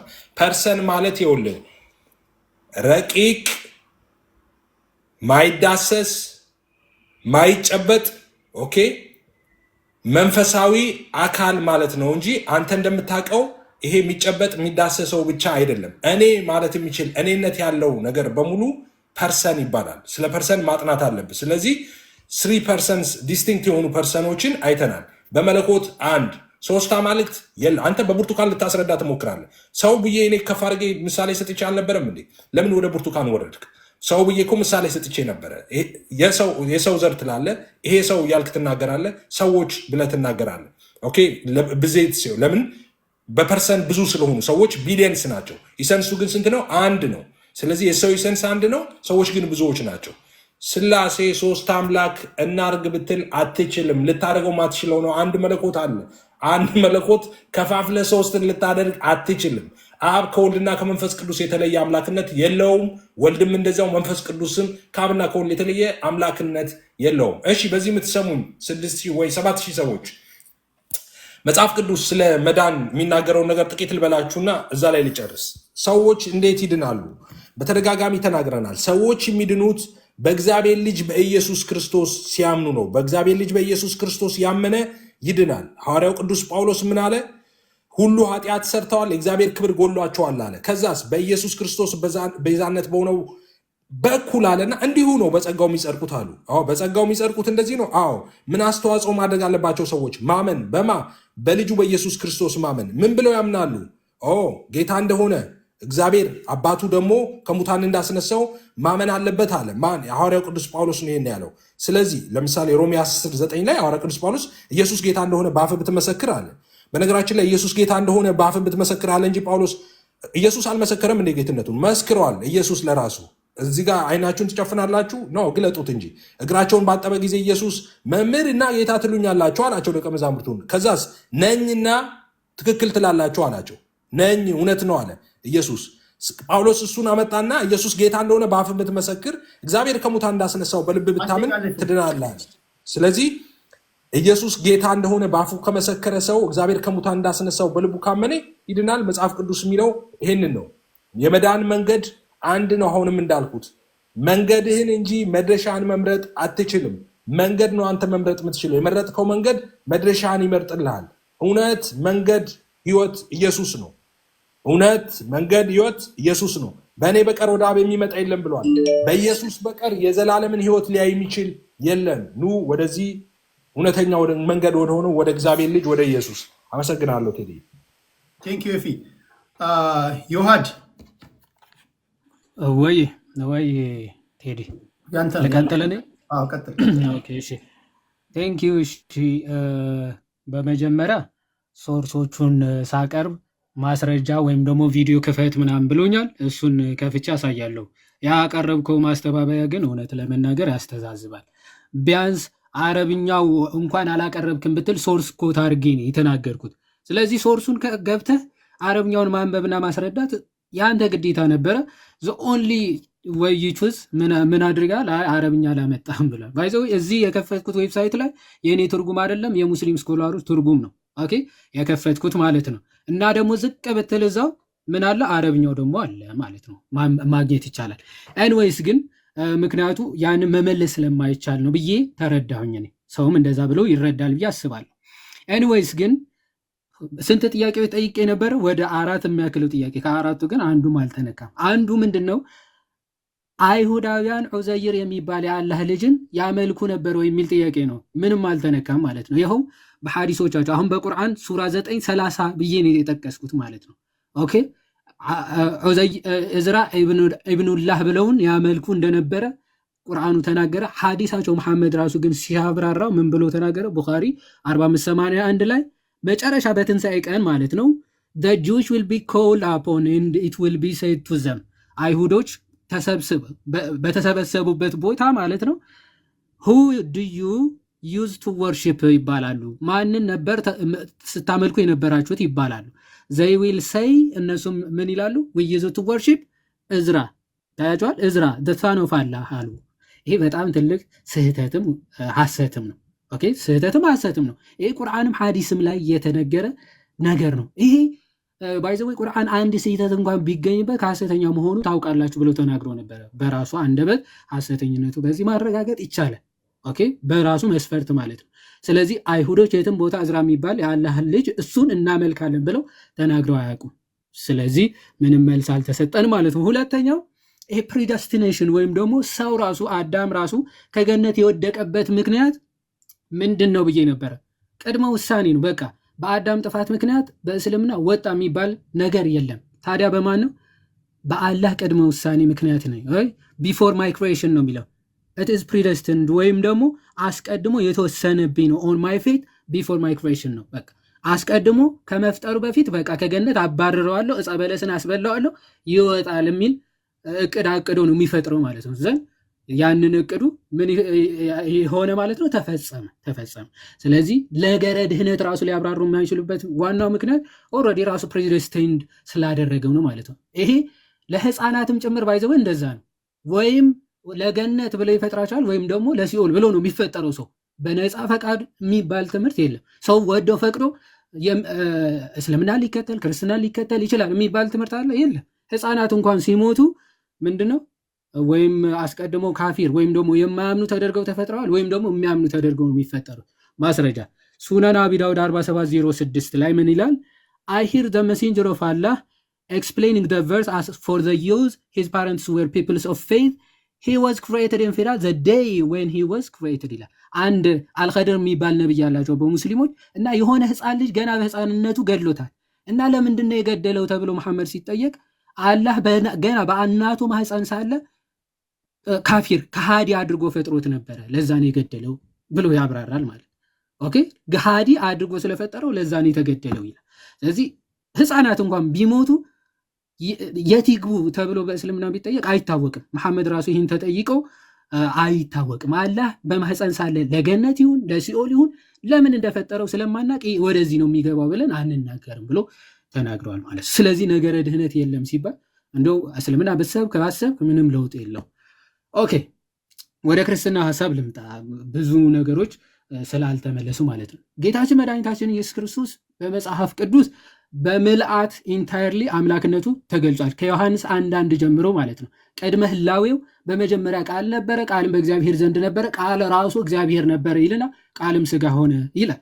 ቃልም ስጋ ሆነ ማለት ጸጋና ተመልቶ በእኛም አደረ ይላል። ያ እግዚአብሔር የሆነው ሰዎችን ለማዳን ስጋ ሆኖ በእኛ አደረ ይልና አንድ ልጅ በአባቱ ዘንድ ያለውን ክብሩን እሱን አየን ይላል። በጣም የሚደንቅ ነው። በአባቱ ዘንድ የነበረው ክብሩ ያየነው ቃል ስጋ ሲሆን ነው ይለናል። አንደኛ ጢሞቴዎስ ምዕራፍ 3 ከቁጥር 16 ሐዋርያ ቅዱስ ጳውሎስ ምን ይላል? እግዚአብሔርን የመምሰል ምስጢር ያለ ጥርጥር ታላቅ ነው ይልና ለመላእክት የታየ ኦኬ በስጋ የተገለጠ ይላል። መላእክት እንኳን ያዩት ያንን ድንቅ አምላክ ምን ካለ በኋላ ነው? በስጋ ከተገለጠ በኋላ። ለዛ ነው ፈጣሪ ራሱን ካልገለጠ በስተቀር ፍጥረት ተመራምረው ሊደርስበት አይቻልም። መላእክት እንኳን አልደረሱበትም። ስለዚህ በስጋ ሲገለጥ ታየ። ቅዱስ ዮሐንስ በረከቱ ይደርብንና ይህንን ቃል ሲገለጥ ምን ብሎ ተናገረ? ያ ከጥንት የነበረው ሕይወት የሚሰጠው አምላክ ሲገለጥ አየነው፣ ዳሰስነው ብሎ ተናገረ። የት? አንደኛ ዮሐንስ ምዕራፍ 1 ከቁጥር 1 ላይ ስለ ሕይወት ቃል ከመጀመሪያ የነበረውንና የሰማነውን በዓይኖቻችንም ያየነውን የተመለከትነውን እጆቻችንም የዳሰሱትን እናወራላችኋል። ክርስትና መሰረቱ ባይዘወይ በእውነት ላይ የተመሰረተ ነው። ሐዋርያቶቹ አይተው ያረጋገጡትን አምላክ ነው የሰበኩት። ለዛ አምላክም ሕይወታቸው እስከ ማሳለፍ ድረስ ሰጠውታል።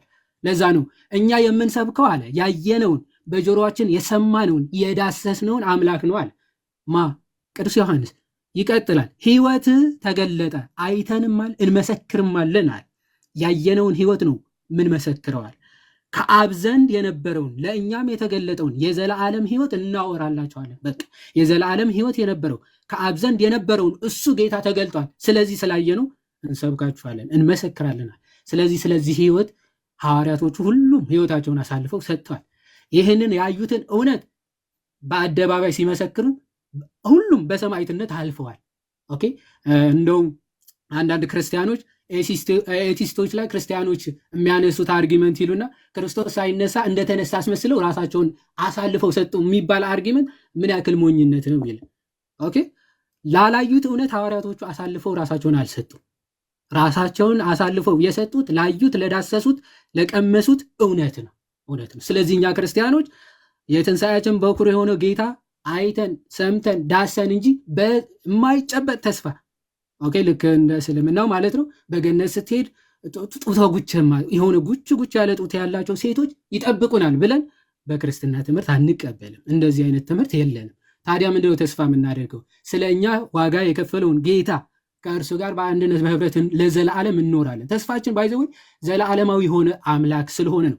ዘላለማውያን እንሆናለን ብለን ተስፋ የምናደርገው።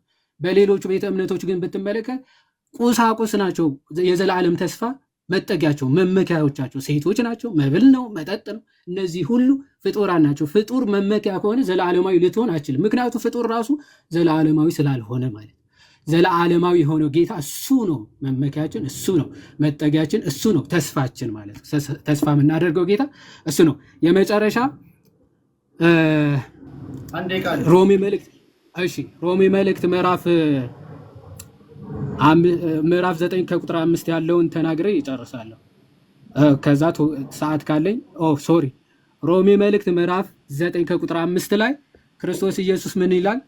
ሐዋርያ ክርስቶስ አባቶች ለእነርሱ ናቸውና ከእነርሱም ክርስቶስ በስጋ መጣ፣ እርሱም ከሁሉ በላይ ሆኖ ለዘላለም የተባረከ አምላክ ነው፣ አሜን። ያ ሐዋርያ ቅዱስ ጳውሎስ ነገረው።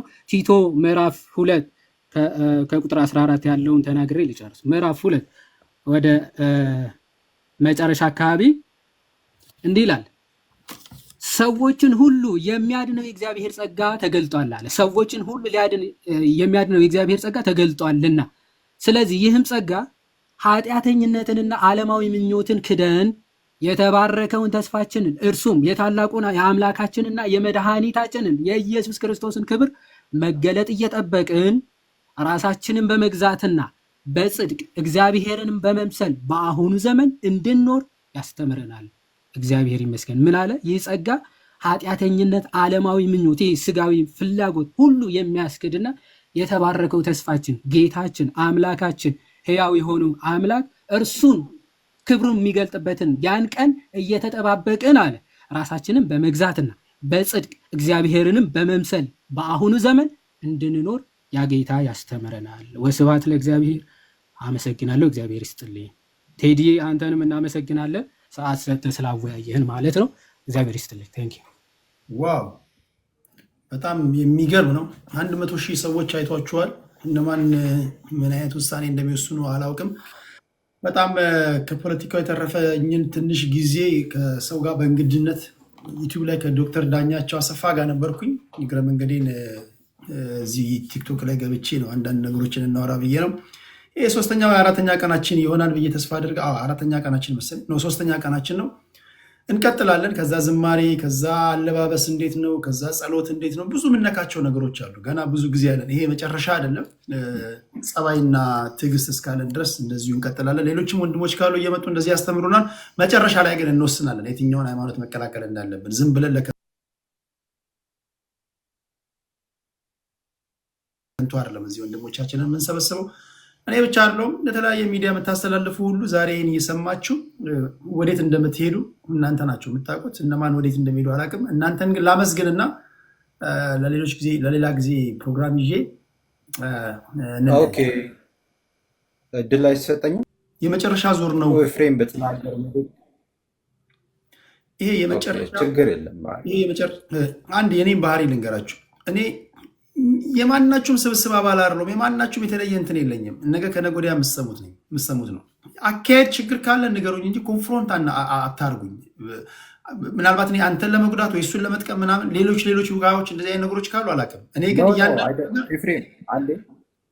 አንዴ ይቅርታ አድርግልኝ። እንደዛ እያልኩኝ አይደለም። እኔ ቤቱ ያንተ ነው። ያው ጥሩ አካሄድ ብለህ ያሰብከውን አካሄድ ያው አንተ ለምትመርጠው የምትወሰነው። ኦኬ። ግን ምንድነው ያልኩ ያለሁት? ቅድም የውሃድ ጥያቄዎችን አንስቻለሁ አልተመለሰልኝም ብለዋል። ኦኬ። እኔ ባለኝ ደቂቃ መልሻለሁኝ። ሁሉንም ጥያቄ መመለስ አልችልም።